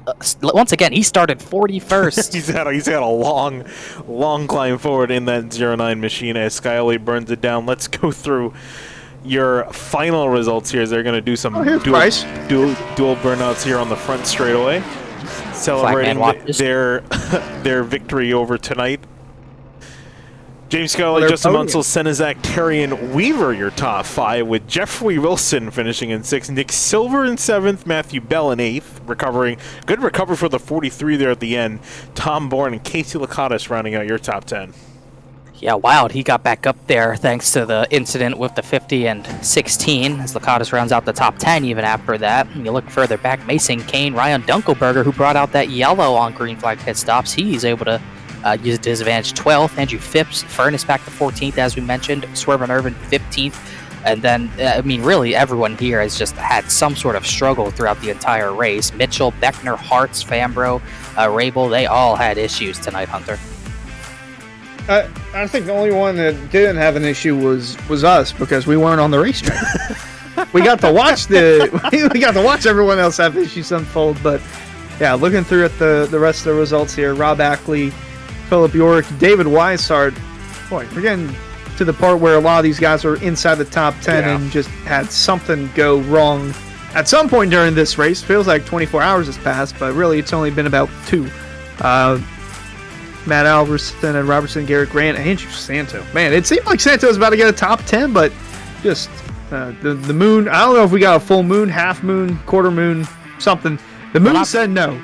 Well, we did on Monday and Tuesday, but it's sunny today. Where's that moon at? Moon's out there hiding, and as you look at the rest of the results here, the rest of the top 40, Coley Hudson, Abby, Brian Swan, Cameron Hearn, 35th after the night he had early on. Very unfortunate for him. Brad Slaughter showed some pace early on. He was taken out early, back in 38th for him. Chris Seidenfein, we saw a late race surge for him, back to 40th for him. And also, can't forget Jordan Martin in the 17th taking flight in the middle of that race. And then your last 3 finishers, Chuck Sweeting, Spencer Brown, and Austin Gacone, rounding out your field of 43 finishers. Shame for Anna Sogak. He was on a high after Daytona, and he really never got a chance to get into this race. He started at the back and couldn't recover. And obviously Cameron Hearn, he's had so many chances at winning the past season in 2 races. Plus, it's just a matter of time before he turns it back around. But thought it would be tonight. Unfortunately, it wasn't. And get a chance here to talk to your race winner. We'll pull up the number 7 of James Scully. James, arguably the first half of the race, things were not looking as good for you, but the second half of that race, that the caution coming out at arguably the perfect time. Was the game plan just running the tank out till a caution came out, or did you have some sort of strategy under the green flag pit stops that we saw? Well, I had actually been saving that run, so I think that I was going to be able to make it. I started clutching right about when they pitted, but before that I was lifting and coasting early just to try and save fuel, and my number was looking pretty good, and I knew that it was so hard to pass, and I felt like I was pretty good on the long run. I felt like me, John, Hartz, and Hearn were all pretty similar pace on the long run. Hearn would jump out to a big lead, and then we'd all just kind of try and track him down. So I knew I wasn't going to beat him just following all four of them or all three of them down pit road. So I wanted to try something different. So just kind of started saving at the beginning of the run, and I think that I was going to be able to make it, but obviously the cautions started flying a lot, so it made my strategy look pretty good there. Definitely did make your strategy look pretty good there. And we saw after that caution that broke up the green flag pit stops, a lot of your competition was taken out. So what was the game plan from there on out? Was it just a matter of just keeping the lead and just kind of hoping for the best, or what was the strategy from there on for the second half of that race? Yeah, once I got the lead, it was just all about executing on the restarts and I was trying to get Bryce up there. I was trying to get him into second. He was able to finish third, which was cool. I was just trying to be in whatever line he was in to try and get a good jump and make sure that he could try and follow me through. The outside was just tough to make passes on in turn one. So happy that he got third. And yeah, once I got the lead, it was just all about restarts, no wheel spin, and just trying to keep it clean. Indeed, solid job there done for James Scully. We were talking about it. We're starting to see a trend. Winner of the truck race is the winner of the Pro Series race. You winning on Tuesday, I not pointed winning out on that Thursday. trend, by the way. That's why Hunter picked you, actually. Is that a pretty good trend I got going? Also, there's one more thing. So I looked at the average starting position of the winner throughout the three Pro Series race prior, and the average starting position was 7th, and that just so happened to be where you were starting. Lucky number 7 works out pretty good. Indeed, it was lucky number 7. James, thanks for talking to us. Yeah, thank you guys. And I want to say a big thanks to you guys. I know that there were quite a few cautions, especially this week. I mean, it's early in the season. We're going to get that. So I appreciate you guys in the broadcast booth sticking with us, and all the admins. I know that it can be a little frustrating, but we'll get through it. We've had some good races. And then big thanks to Rick's Hot Sauce. Code Skyoli gets you $7 off at rickshotsauce.com. Dandles Candles, Butt Kicker, Matco Tools, and Chris Sports Cards. Thanks to them for all being on the car, and hopefully we'll go get them next week. Indeed, best of luck, James.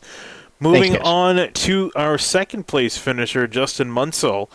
And we were talking about pit strategy and everything kind of lining up. Lucky number 7 for James Scioli. But Justin, you had not one but 2 times where the strategy just happened to work out in favor for you. Talk us through the first really good call they made, getting those fresh tires, because you were flying through the rest of the field. Yeah, I would say I got lucky, but I was hoping to be even luckier. I was hoping that we'd stay green just for a little bit longer. At least let me get by first place before that caution happened. But luckily, things kind of still worked my way. Obviously, the worry was that we take that set of tires and then cautions start happening like they did, and I would unfortunately need them throughout the race while the other guys had them. So that was the worry, would be having the tires less than what the other guys did. But luckily, that worked out. I just knew that if I had good tires, I can run the outside and get to that track position. I was hoping for a long green flag run, and it became a decently long green flag run, especially counting with what we had the last week here. But yeah, it worked out well. And then obviously the last one worked out even better with the caution flying when trying to save fuel, trying to make it to the end, and got that track position while everybody else got destroyed by restarts. Yeah, and towards the end there, we saw a lot of the fierce competition you were dealing with earlier on in the race. A lot of them ended up getting taken out or just put out of the order. What was the game plan with James, who was arguably your biggest competitor at the end? Did you have anything planned for him, or was it just trying to keep in touch and just get as high of a finishing position as possible? It's such a bummer, man. Like James is so incredibly fast, and in my head, it's like, the times that I feel like I'm on pace with them, you have to take advantage. And I felt like today was one of those days where, on a longer run, I felt like I can run with him. But obviously, with those restarts, there's not much I can do. He's going to get a half-second lead before I can even get out of the start. So once we started getting those cautions towards the end of the race, those last 2 or 3, I kind of just knew it was more defending second versus trying to go for first, unless James completely blew a corner, which I didn't really expect him to do. So unfortunately, not much of a game plan otherwise, just to survive the restarts and come away with a second place finish. Well, Justin, it's been a bit of a wild day for you, but a solid finish in second place. Congratulations. Thanks, guys. And last but certainly not least, Bryce Senizak is going to be joining us in the booth after finishing in P3. And Bryce, I'm not going to lie to you, for most of the race, weren't really much in the conversation because you came from a long way back from 41st. Yeah, I mean, I screwed up my qualifying lap. I think I was only going to qualify like 25th, but I just got the dog leg by a little bit where it gave me a 1x, and then so I was starting like 40th. Go down, make my first pit stop. I forget that I'm like the first one completely past it. I have to come in again, get damage from another red, go to the back again. But I came to the back 3 times, slowly made my way up, and I don't know how I'm here right now, to be honest. Yeah, actually, where did you end up getting put out? I think what was it, once the caution came out mid-cycle, where did you end up restarting after that? I think I was like around 4th or 5th. Gotcha. So, and that's what I was going to ask you too. Is were you just planning on running until a caution came out? Were you planning on extending it? We heard from James that he was planning on running till the end of the race. Were you in a similar position, or were you just trying to hope for a caution? Both, pretty much. I was at a point where I was pretty much good by like half a gallon. But then it got to a point like right before the caution came out, I was gonna be close. So I think if I kept my pace up, I would have been sputtering out of turn 4 in the last lap. So I was at least gonna see what I could do on that strategy, just trying to run it dry. All right, well, solid job there for you in the 09, Bryce. Looking forward, we got the rest of the calendar coming up. We got Dover, Watkins Glen, Michigan, Bristol, the next few races up ahead. Any particular track you have in mind for getting a better finish, finishing second or even first? I'm definitely looking forward to Watkins Glen. For some reason, I just really enjoy doing the road courses. Yeah, I think so far, like Dover is the one iffy one, just because how sketchy it can be. But I think as far as like stuff coming up, I'm looking forward to Watkins Glen. All right, well, Bryce, congratulations on P3. Best of luck to you at the rest of the races on the calendar, including Dover and Watkins Glen. Oh, I just wanted to give a quick shout out to everyone at DWR, Bugkicker, Matco Tools, and shout out to James on getting the win. I was going to say, I wanted to offer my congratulations as well, Bryce. Very, very hard fought and deserving podium finish there. And looking back at your last top 5, I know you got a top 5 at Daytona for the Truck Series this season, but your last top 5 in the Pro Series was actually at Charlotte. So it was back in season 3. This was my only top 5 between the 3C series last season. And then if you go back to season 2, I got a 4th. So something about this series and this track is working for me somehow. Well, hopefully you got some more coming in this season, Bryce. For sure. All right, and with that, I'll be wrapping up interviews here from Charlotte. Guys, what a race. We saw Daytona was pretty wild in some of the wrecks we saw, and here, too, I think the similar thing. I'm noticing a trend of seeing drivers taking off. I'm curious to see, I think Dover, we might see some more drivers end up taking flight at the rate we're going at. That's a crazy thing. I mean, the Charlotte's supposed to be a rookie track, but it looks pretty treacherous. It looked treacherous all week long, and we have to go to Dover, the Monster Mile, always taking a bite out of competition. We should see that happen on Monday night. Hopefully not my cars and my car I drive, not let alone my teammates. So hopefully that goes all good, and we can get some clean running in, because I know the drivers of this league are not accustomed to this, and hopefully we get some clean running, some more good racing in the coming weeks. But definitely a struggle right now, but still had some good racing throughout the field. We're going to see obviously fuel strategy come into play, but Yellow shut that down. There goes someone's engine already still down there, but still had good racing for the time we did. But at the end of the day, the reigning series champ gets it done and goes back to back here in Charlotte. Yeah, very, very chaotic week for all 3 series at Charlotte, but we're coming back Monday at Dover for the Cup side of things, and trucks, I believe they're at Dover as well. Actually, no, they're at Iowa. My apologies. So they're at the corn state with corn surrounding the racetrack. Actually, sorry, we're at Iowa too. I was looking at the wrong column. I do apologize. We're going to Iowa next week for this series. Dover is going to be for the Cup series. Truck and Pro are going to Iowa. Then Watkins Glen. I'm glad we get the luxury of going to Dover. Home track. I was gonna say Dover would have been definitely interesting with the way these guys have been racing, but Iowa, I want to say in theory should be a little calmer. I'm probably Had gonna some eat good those running words. last year. Had some good running last year for sure. So hopefully see that again. Very racy track. I was to say this is going to be another interesting week because technically it's a short track, but kind of races like a super speedway. Both tracks Yeah, I was actually, gonna say both. Dover kinda. and Iowa. But Yeah. nonetheless, looking forward to next week. Sure, the excitement's going to continue to thrill us as well. Connor, you're going to be on the track Monday, but Finian and I, we're going to be watching action from high above. Indeed, you're going to be watching the action, and you better be watching the action next week. Again, Dover for the Cup Series Monday, and then Iowa for both the Truck Series Tuesday, and then the Pro Series again on Thursday night. It's been some fantastic racing so far across all three series this season, and you're definitely going to come to round 3 for all three series next week. But for now, my name is Finian D'Acunha here with Connor Horn and Hunter Sleppy, and we're going to be calling it a night from Sim TV. Thank you for watching.